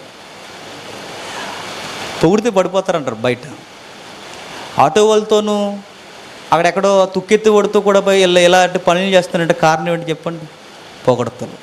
కానీ మీ పొగడత ఎప్పుడు గుర్తుపెట్టుకోండి, మీ బ్యూటీ ఎంత ఎక్కడ దొరకాలంటే బయట కాదు, నిన్ను చేసుకున్నవాడు నిన్ను చేసుకున్నందుకు నా భాగ్యం అనాలట. మంచి బుక్ ఉందండి, వీలైతే క్రిస్టియన్ బుక్ స్టాల్కి వెళ్ళి తీసుకోండి, నిన్ను చేసుకోవడం నా భాగ్యం అని. ఆ బుక్ చదవండి, భలే ఉంటుంది. నిజంగా అలాంటి పుస్తకాలు మనం చదివితే మన జీవితాలు, మన పరిస్థితులు చక్కటి సమతుల్యంగా నడిచిపోతాయి. వచ్చే వారం కూడా రండి, మరికొన్ని మాటలు మనం విందాం. మరలా నేను ఒక జ్ఞాపకం చేస్తున్నాను, మన ఫ్యామిలీలో కోపం వస్తున్నప్పుడు ఆ కారణాలు ఏంటో మనకి తెలియాలి, అవి మానుకోవాలి. 2, మన అలవాట్లు ఏంటో మనకు తెలియాలి, ఆ అలవాట్ల వలన మన ఫ్యామిలీని డిస్టర్బ్ చేయకూడదు. నెక్స్ట్, మన ఆరోగ్య పరిస్థితులు ఏంటో మనకు తెలియాలి, ఆరోగ్యాన్ని కాపాడుకోవడం, శుద్ధి శుభ్రం విషయంలో బాధ్యత మనం తీసుకోవాలి. నెక్స్ట్, మన ధనాన్ని ఎలా మెయింటైన్ చేయాలో మనకు తెలియాలి, చేత కాకపోతే మన భార్యకి అప్పగించాలి. ఇక చివరగా వీటన్నిటికీ సరి అయిన కొలత గుణవతి అయిన భార్య, వీటన్నిటికీ సమాధానం. ప్రార్థన చేసుకుందాం. పరలోకమందున్న మా తండ్రి, ఎందరికీ సంగతులు అర్థమయ్యే దేవా, కుటుంబాల్లో తండ్రి ఈ గ్రహింపు లేకపోవడం వల్లనే తండ్రి రోజు రోజుకి పరిస్థితులు ఎలా ఉన్నాయి మీకు తెలుస్తాం. మార్చండి, బలపరచండి. ప్రతి ఒక్కరితో తండ్రి ఈ మాటలు తండ్రి మీరే మాట్లాడుతున్నారని గ్రహించుకున్న తండ్రి, బాధ్యతగా కుటుంబ విషయాల్లో, భర్త విషయంలో, భార్య విషయంలో తండ్రి ఏ విధముగా తండ్రి మసులుకోవాలో వారికి నేర్పించండి తండ్రి. బయట ఎవ్వరూ చెప్పరు దేవా, ఇది కేవలం మీ వాక్యం ద్వారా మాత్రమే మా జీవితాలకు తండ్రి సరి అయిన మార్గాలు. ఇవి గ్రహించకపోతే జీవితాలు తండ్రి ఎంత అగమ్యగోచరం అయిపోతాయో మాకు తెలుసు. చిన్ని చిన్ని కారణాలే పెద్ద పెద్ద అగాధాలుగా మారిపోయి తండ్రి మా జీవితాన్ని ఎంత ప్రలోభానికి గురి చేస్తాయో మీ వాక్యం ద్వారా సెలవిచ్చారు దేవా. నిజమే తండ్రి, మా జీవిత భాగస్వామిని తండ్రి మేము అర్థం చేసుకోలేనప్పుడు, మేము సమాజాన్ని ఎంత అర్థం చేసుకున్నా వ్యర్థమైంది తండ్రి.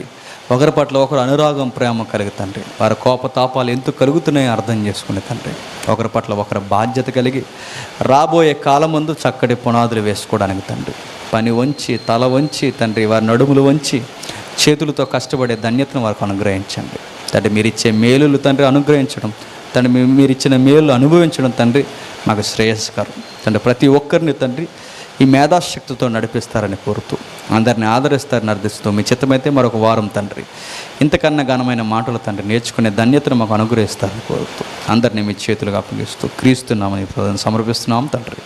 ఆమేన్.